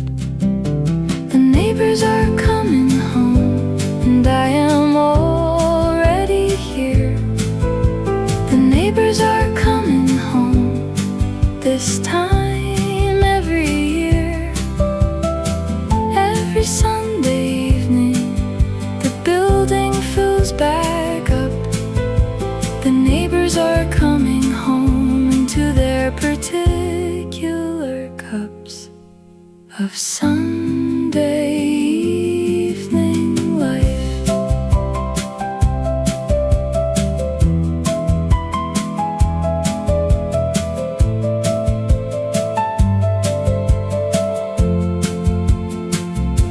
I don't know their names exactly, but I know the sound of their returns. I know the particular footstep of the person above who always turns the television on at 7.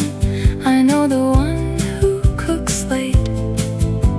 The neighbors are coming home, and we all share the same Sunday wait.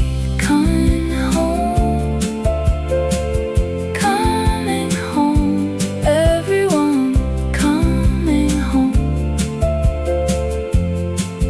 The neighbors, the Sunday home,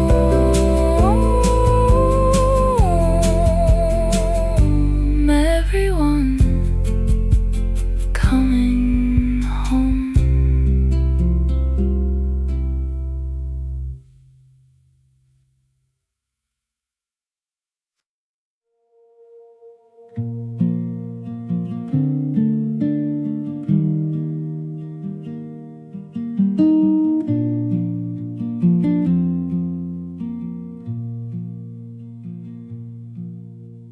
One by one they come on, the windows across the way.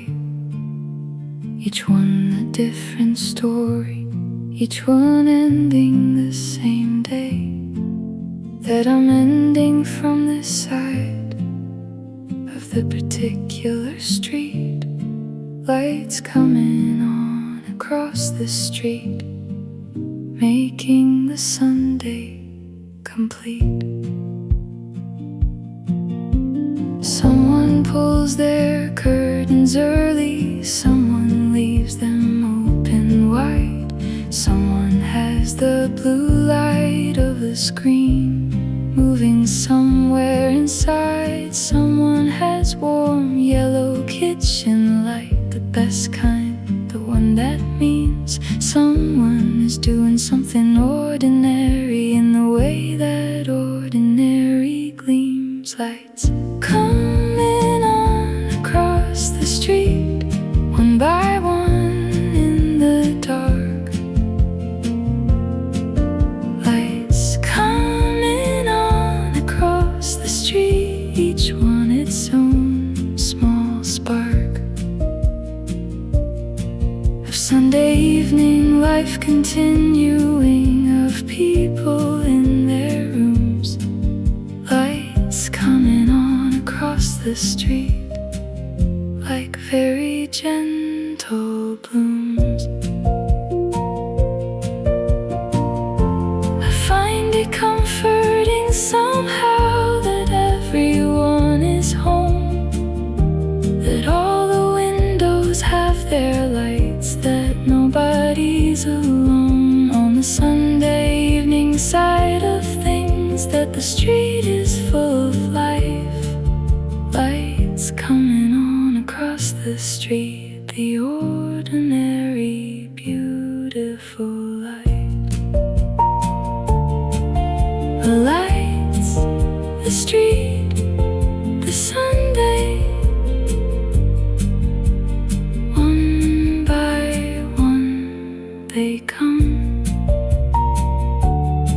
Lights coming on across the street until the Sunday's done.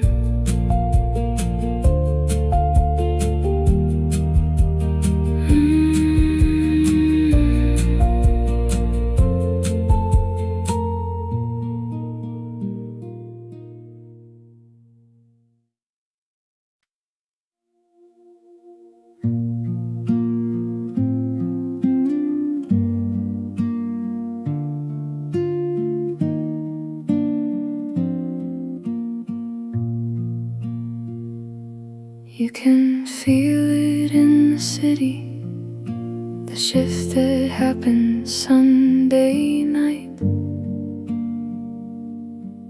when the weekend steps aside and the week comes into sight. The restaurants begin to close or fill with people who need to be somewhere by morning, somewhere early, somewhere that isn't free. The trains run differently on Sundays until they don't anymore, until the Sunday timetable becomes the weekday timetable once more.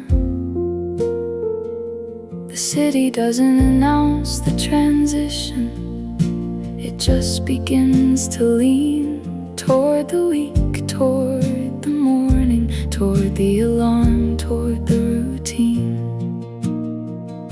The city getting ready for tomorrow, the city turning toward the week, the city getting ready for tomorrow, finding the rhythm it will keep for 5 days, 5 mornings, 5 evenings on the train. The city getting ready for tomorrow, the city becoming itself again.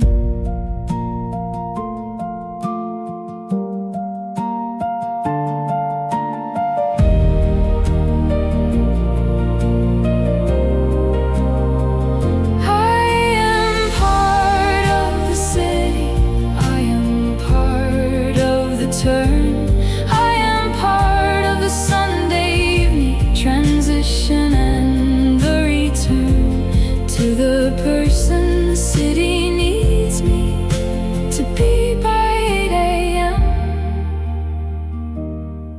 city getting ready for tomorrow and taking me with them. The city tomorrow, ready. The city turning the week. The city getting ready for tomorrow and me.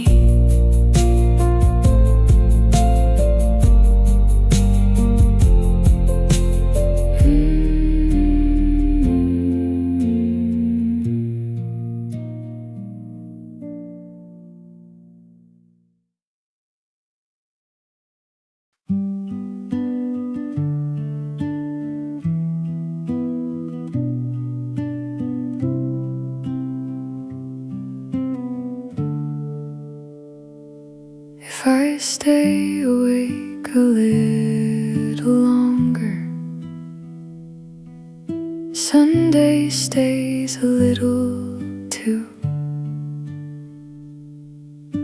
The logic is not perfect, but it's the best that I can do. With the Sunday that remains of the weekend that I had, one more hour before it's Monday, one more hour before the glad part of the week is over. I know that sleep is better. I know the morning needs me rested. I know that one more hour of Sunday is by morning not as tested as a theory. I know all this, and yet here I am still here. One more hour before it's Monday is one more hour of the year that belongs to something other.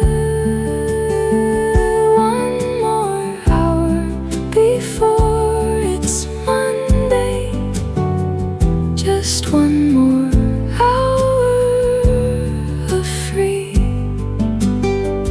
One more hour before it's Monday.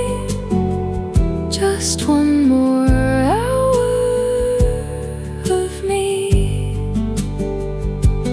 Not the me who has the meeting,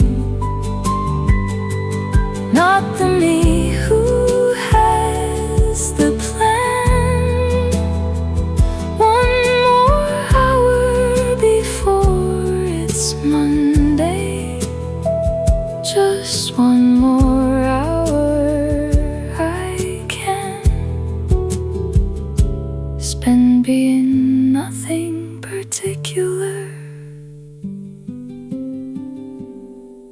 I'll regret it in the morning when the alarm goes off too early.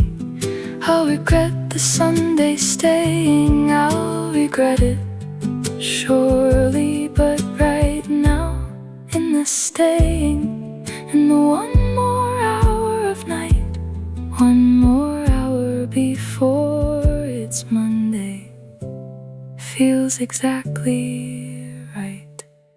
One more hour, one more hour before the Monday comes. One more hour of Sunday, here it comes. it comes.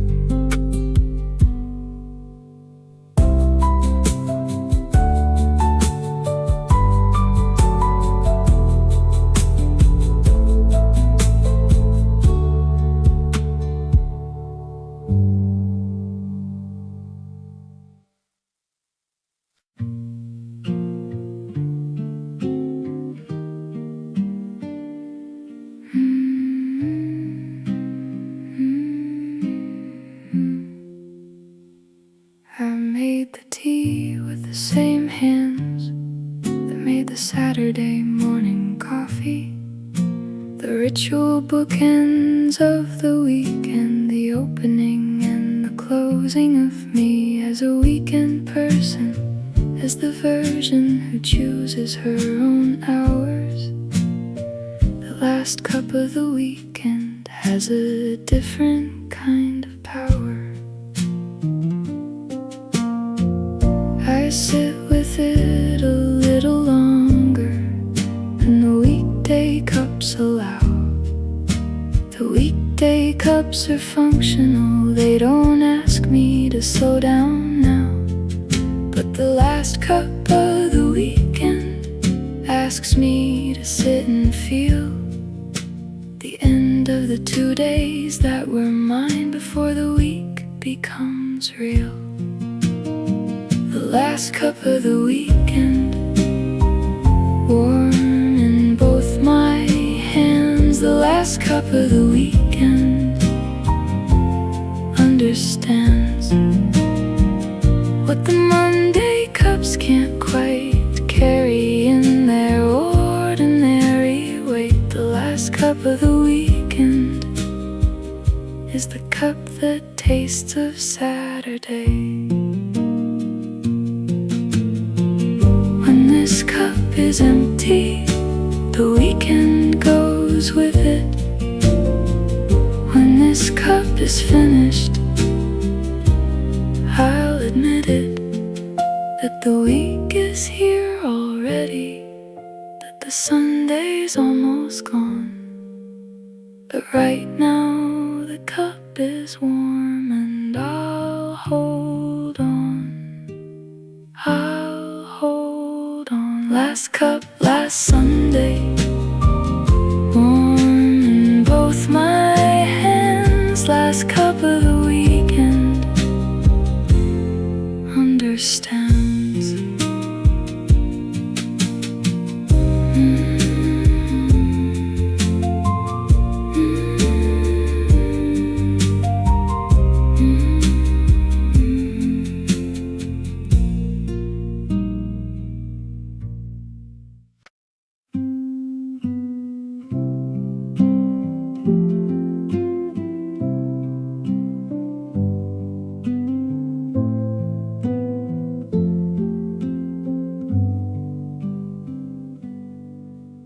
The dishes are making their case for being washed tonight.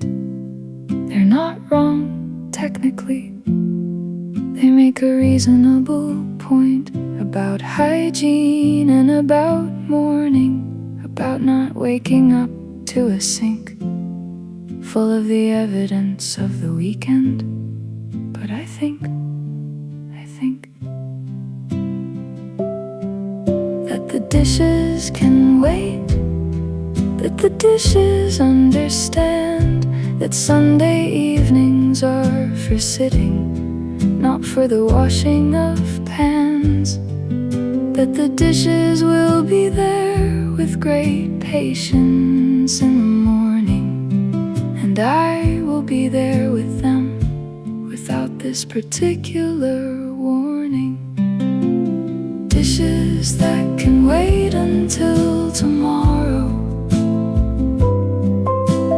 dishes that can stay right there, dishes that can wait until tomorrow. I'll deal with them, I swear. Just not tonight, not Sunday evening, not the last hour of the free. Dishes that can wait until tomorrow, can wait until tomorrow for me.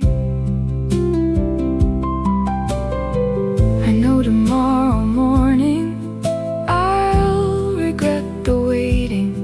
I'll stand at the sink and wonder why the Sunday me kept debating whether to wash them now, why I chose the couch instead.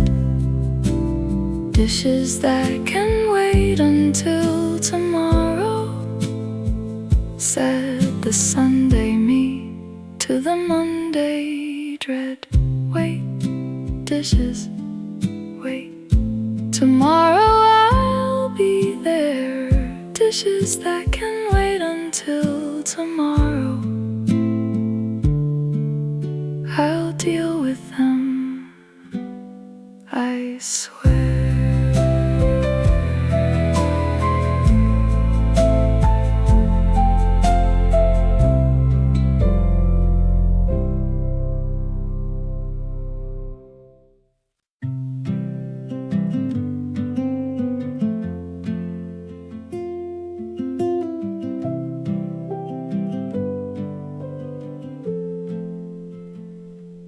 There are playlists for the morning, and playlists for the drive, and playlists for the particular state of trying to feel alive on a weekday. But there's one playlist I always find my way back to on Sunday evenings without deciding. It just plays, I just move through. I've heard these songs so many times that the songs have become the feeling, rather than the feeling finding the songs. The songs are the ceiling and the floor of Sunday evening, the particular container of the end of the week, of the weekend, of the hour before the week begins again. The playlist I always come back to on Sunday evenings, here again. The playlist I always come back to, like an old and honest friend that doesn't judge the Sunday sadness, that knows the Sunday joy. The playlist I always come back to, the one that I deploy when the weekend ends. Maybe it's these songs, maybe it's the hour, maybe Sunday evenings have their own particular power over what I wanna hear, over what I need to feel. The playlist I always come back to makes the Sunday evening real. Back to the playlist, back to the Sunday, back to the songs that know. The playlist Sunday back again. Here we go.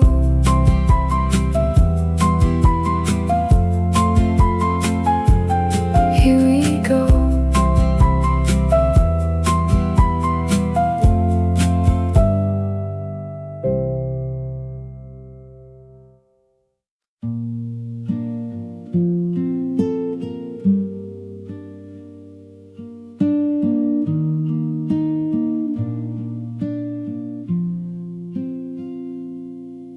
There's something almost meditative about the folding on a Sunday, the particular rhythm of it, the same motion every one day. Out of 7, the putting away of the week before it starts. Folding laundry on a Sunday night is one of the domestic arts. Each item is a small decision about tomorrow and the days after. The shirt for the meeting, the comfortable one for the day that's softer. I fold the week into the drawers. I put the weekend into the wash. Folding laundry on a Sunday night is the ritual I can't quite squash. Folding laundry on a Sunday night, warm from the dryer still. Folding laundry on a Sunday night, the quiet meditative skill of preparing for the week ahead, of putting things in their place. Folding laundry on a Sunday night is the most particular grace. My mother did this too on Sundays. Her mother before that, probably.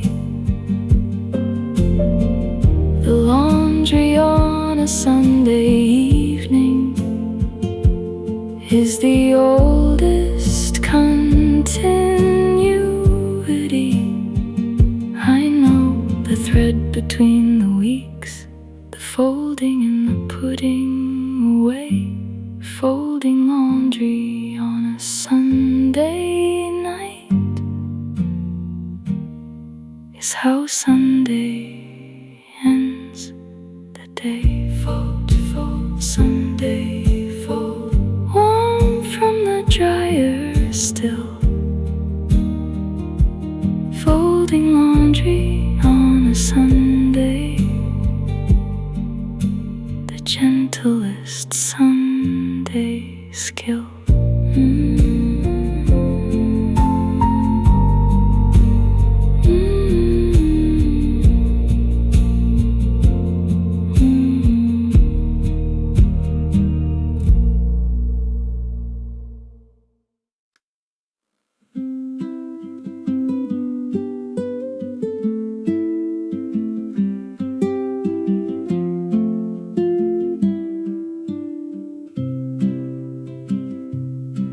I can't describe it exactly, but I'd know it anywhere.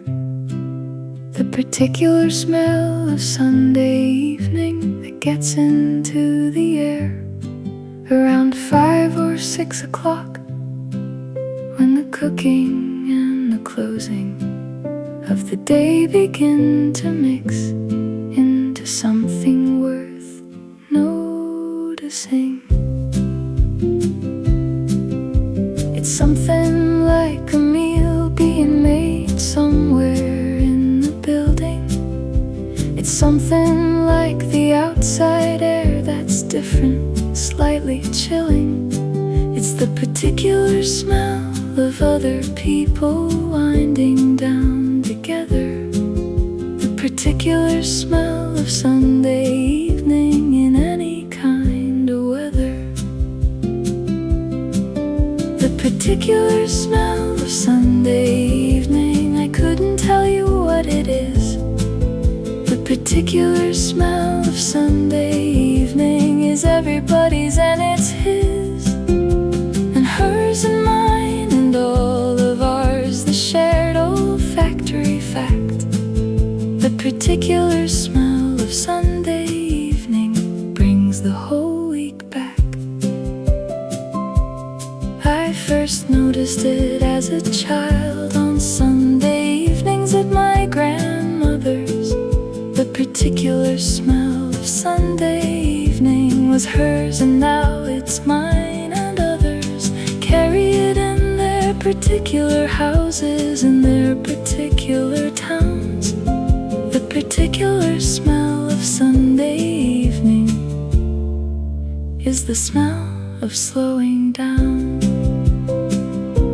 Sunday evening smell, the particular, the real, the particular smell of Sunday evening is how Sunday feels.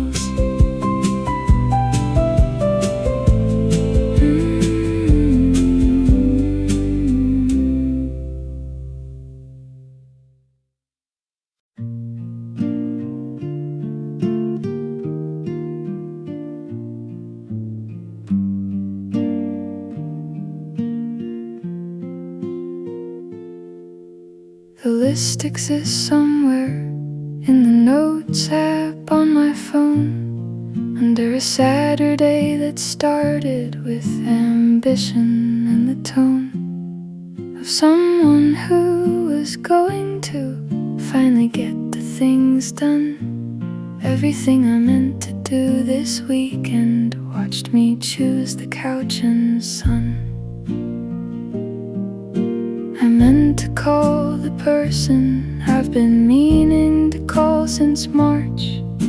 I meant to sort the documents that need a certain kind of starch, of attention that I couldn't find on a Saturday or Sunday. Everything I meant to do this weekend will be there come Monday. Everything I meant to do this weekend is still waiting, very patient. Everything I meant to do this weekend has become the next weekend's statement of intention, of beginning, of the fresh start I'll make then. Everything I meant to do this weekend will be everything again.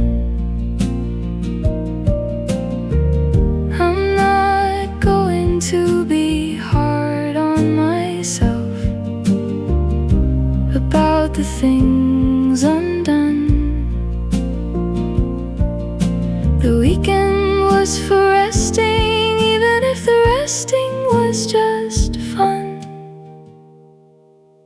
Without the productivity, without the ticking off the list, everything I meant to do this weekend won't know it was missed. Everything undone, everything waiting, everything patient, everything okay. Everything I meant to do this weekend will be there on a better day.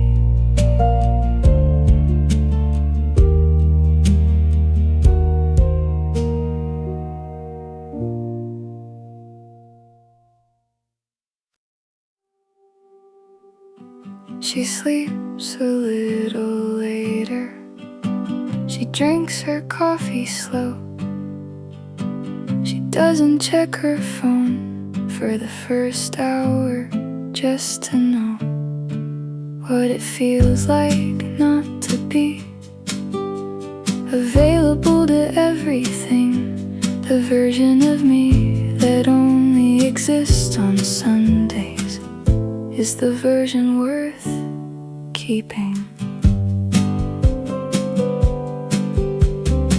She reads the things she bought 3 months ago and hasn't.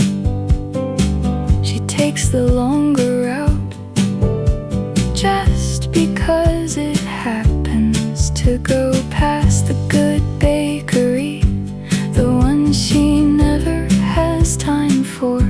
The version of me that only exists on Sundays is the one I'm always looking for. version of me that only exists on Sundays is quieter than the rest. The version of me that only exists on Sundays is probably my best. She's not more productive, she's not more impressive. The version of me that only exists on Sundays is just less aggressive with herself. I wish I could bring her into the Monday, the Wednesday, the version of me that only exists on Sundays, into the ordinary day. But she doesn't survive the alarm, she doesn't survive the morning. The version of me that only exists on Sundays leaves without warning when the week begins. Sunday me, stay a little longer. Sunday me, don't go. The version of me that only exists on Sundays is the me I want to know.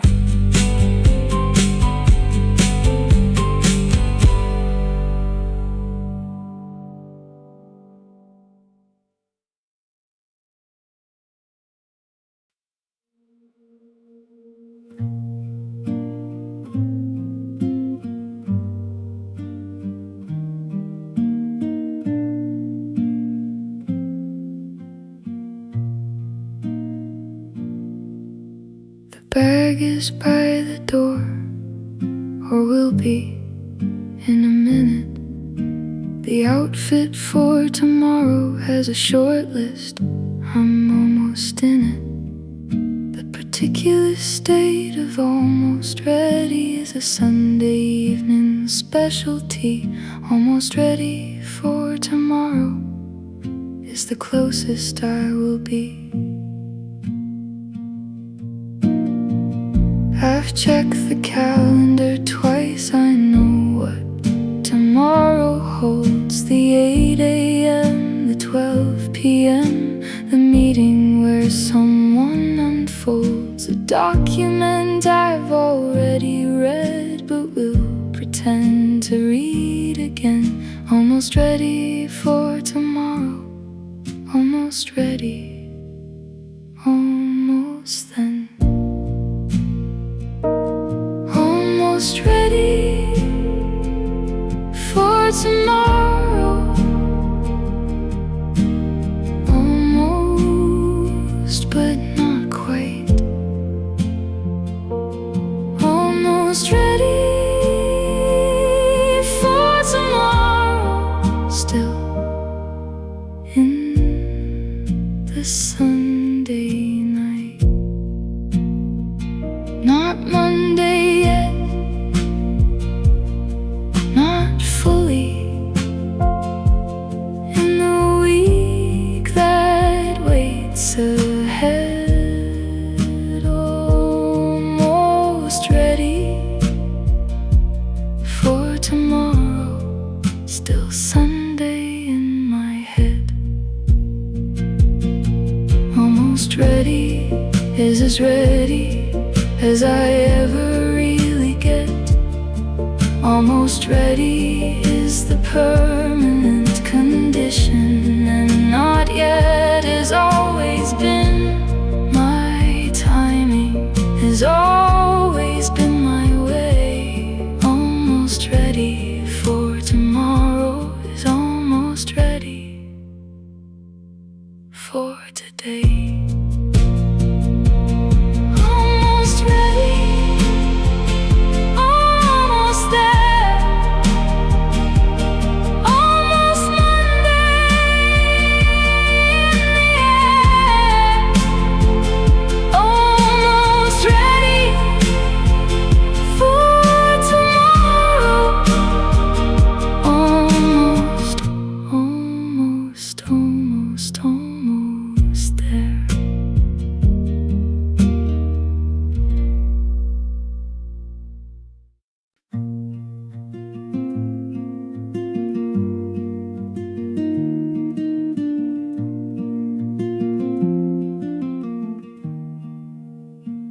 I've been at war with Monday for longer than I care to say.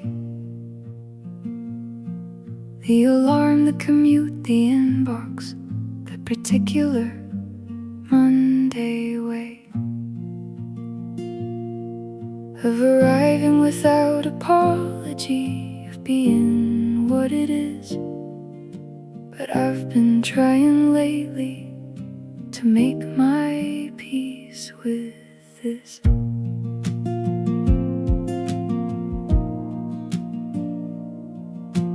Monday didn't choose to be the first day of the week. Monday didn't ask to carry all the weight we seek, to put on something for the starting of the thing we haven't started. Making peace with Monday means being less hard-hearted. Making peace with Monday, setting down the fight. Making peace with Monday, Sunday into night. It's just a day, it's just a morning, it's just the first of 5. Making peace with Monday means letting Sunday go and welcoming the week alive. The Sunday me is making peace with the Monday that is coming. The Sunday me is putting down the particular drumming of resistance and of dread that never made Monday easier. Making peace with Monday is the kindest thing, the breezier way through. Peace with Monday, peace, Sunday into week. Making peace with Monday is the rest I seek.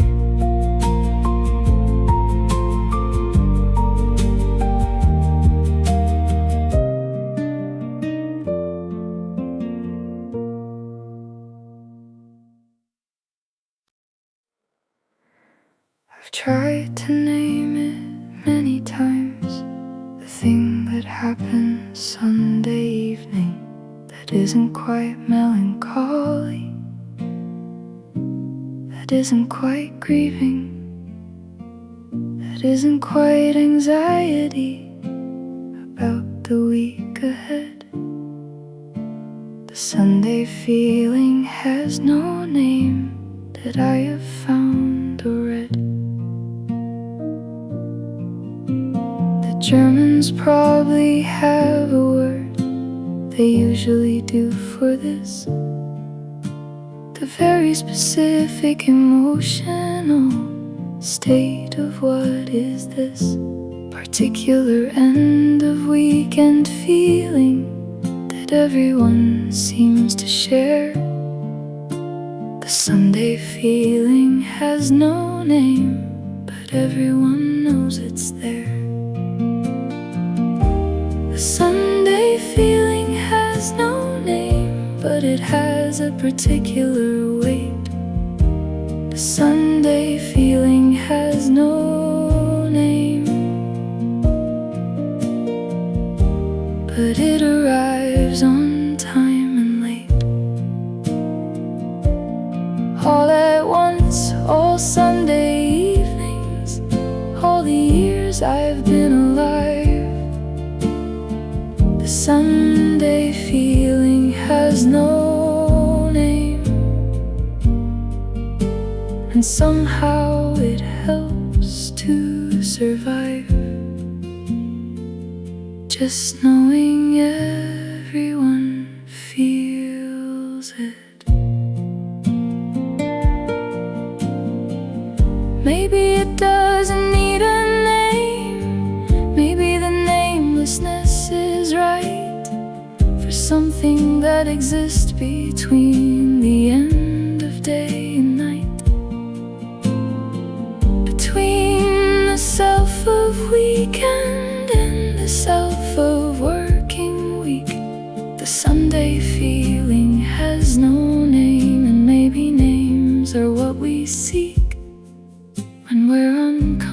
manageable with just feeling. No name, just Sunday. No name, just the feeling. The Sunday feeling has no name, and that's the Sunday meaning.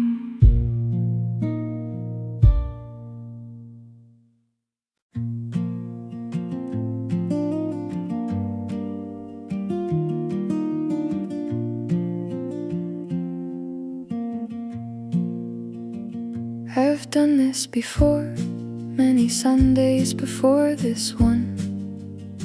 I've stood at the Monday threshold, and I've come out the other side done. With the Monday, with the Tuesday, with the whole week eventually. Tomorrow will be fine, probably. That's my working theory. The meeting might go well, or it might go the other way. The inbox might be manageable, or it might ruin the day. The coffee might be good, the commute might be kind. Tomorrow will be fine, probably. That's the best I've defined. Tomorrow will be fine, probably.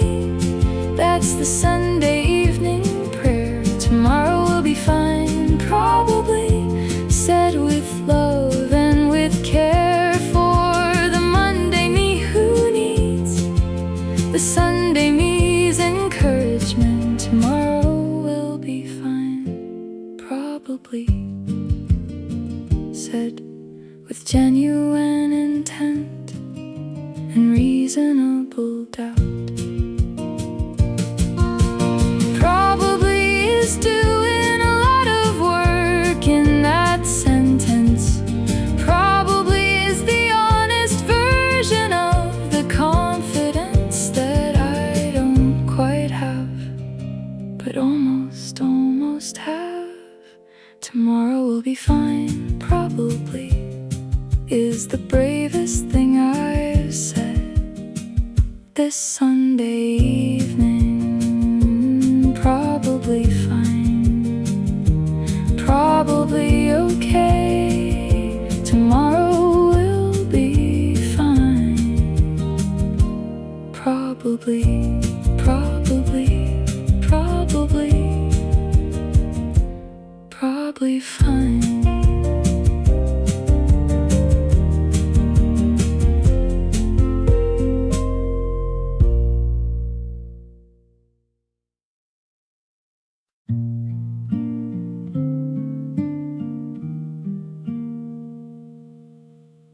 Every Sunday evening I become the person who will do better,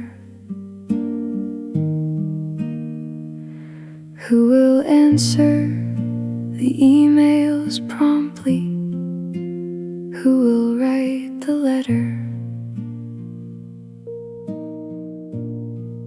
that's been in the draft for months, who will make the call, attend the thing.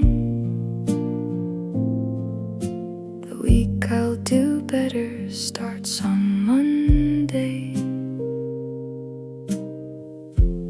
Every Sunday I begin. The Monday version rarely matches the Sunday version's ambition, but the Sunday version keeps on making the same particular decision to do better, to be better, to show up more completely. The do better is the hope that gets me through each Sunday sweetly. The week I'll do better starts in about 8 hours. The week I'll do better will be mine and will be ours collectively. All of us who make this Sunday promise. The week I'll do better is the most honest thing I say all week. Maybe this is the week that the Sunday version follows through. Maybe this is the week that does what Sundays always knew was possible, was waiting, was one good week away. The week I'll do better starts with today. Better week, starting soon, starting soon. The week I'll do better, starting with the moon going down,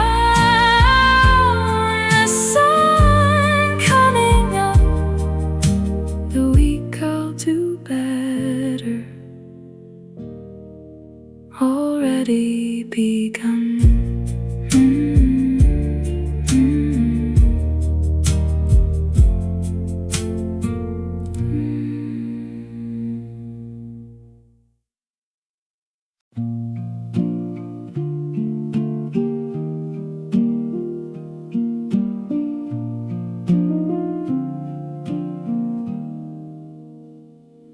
Different apartment than last year, different version of the chair, different coffee cup, different playlist, different length of hair.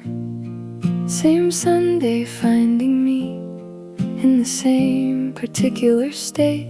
Sunday always finds me here, arriving early, never late.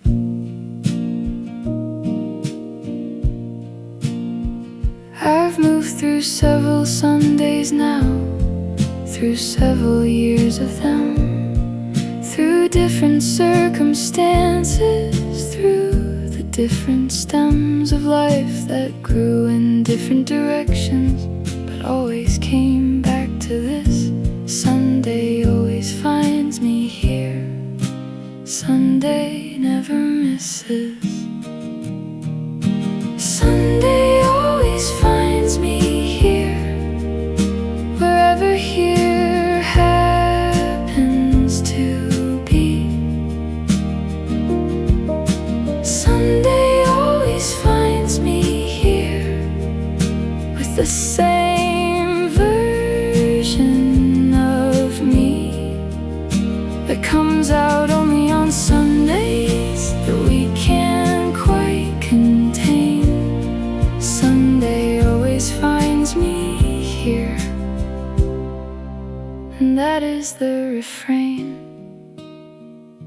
of every year.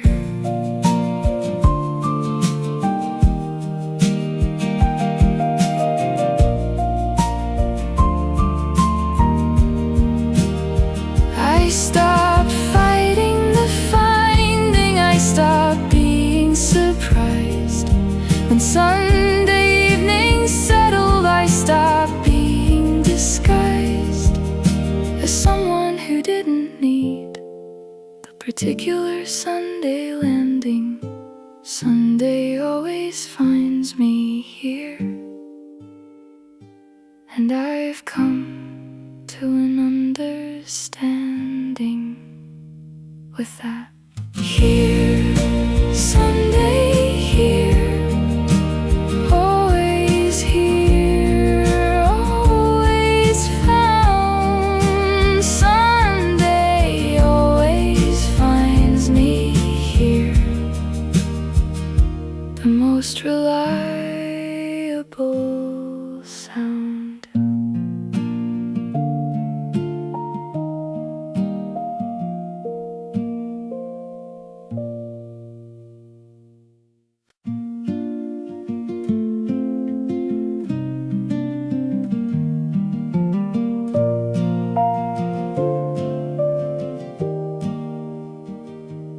There's a way of going into Mondays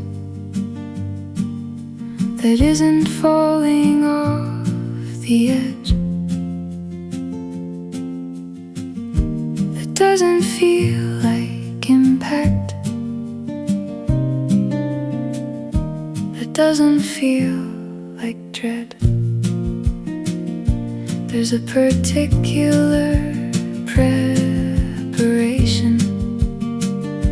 that Sunday evenings can provide,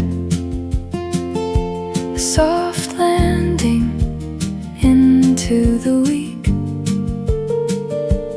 if I choose that kind of ride. It means not staying up too late, with the particular defiance of someone who thinks that Sunday has some kind of alliance with their wakefulness against the morning. It means a gentler going under, a soft landing into the week, before the week can pull asunder. Soft landing into the week, the Sunday evening gift. Soft landing into the week, the gentle Sunday shift, from the rest into the ready, from the free into the scheduled. Soft landing into the week, the most beautiful. I've done the hard landings, I know how those go. The Sunday that fights the Monday, the resistance and the slow, painful crawl into the Tuesday, the regret of Sunday night. Soft landing into the week is choosing to do it right. Soft landing, soft landing into the week ahead. Soft landing from the Sunday into bed, into sleep, into the Monday. Soft landing all the way, soft landing into the week, into the new day.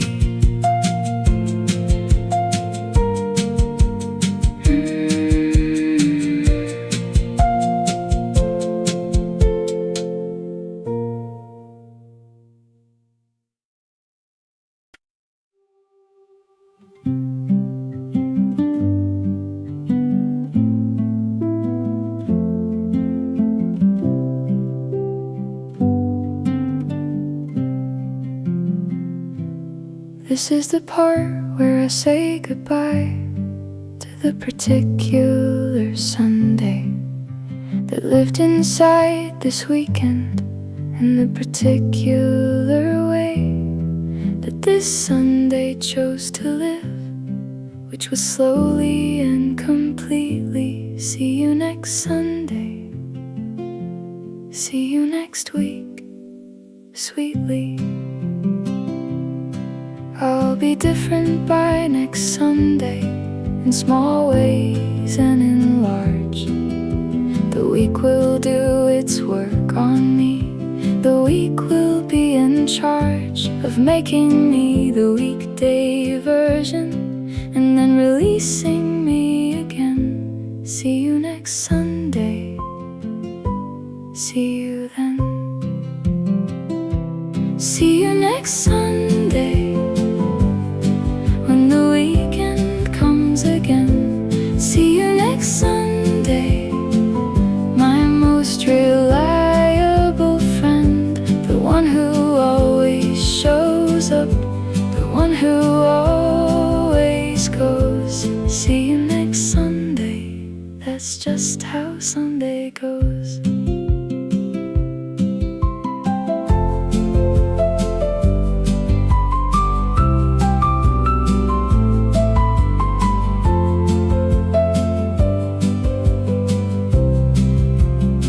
I don't say goodbye to Sundays with sadness anymore.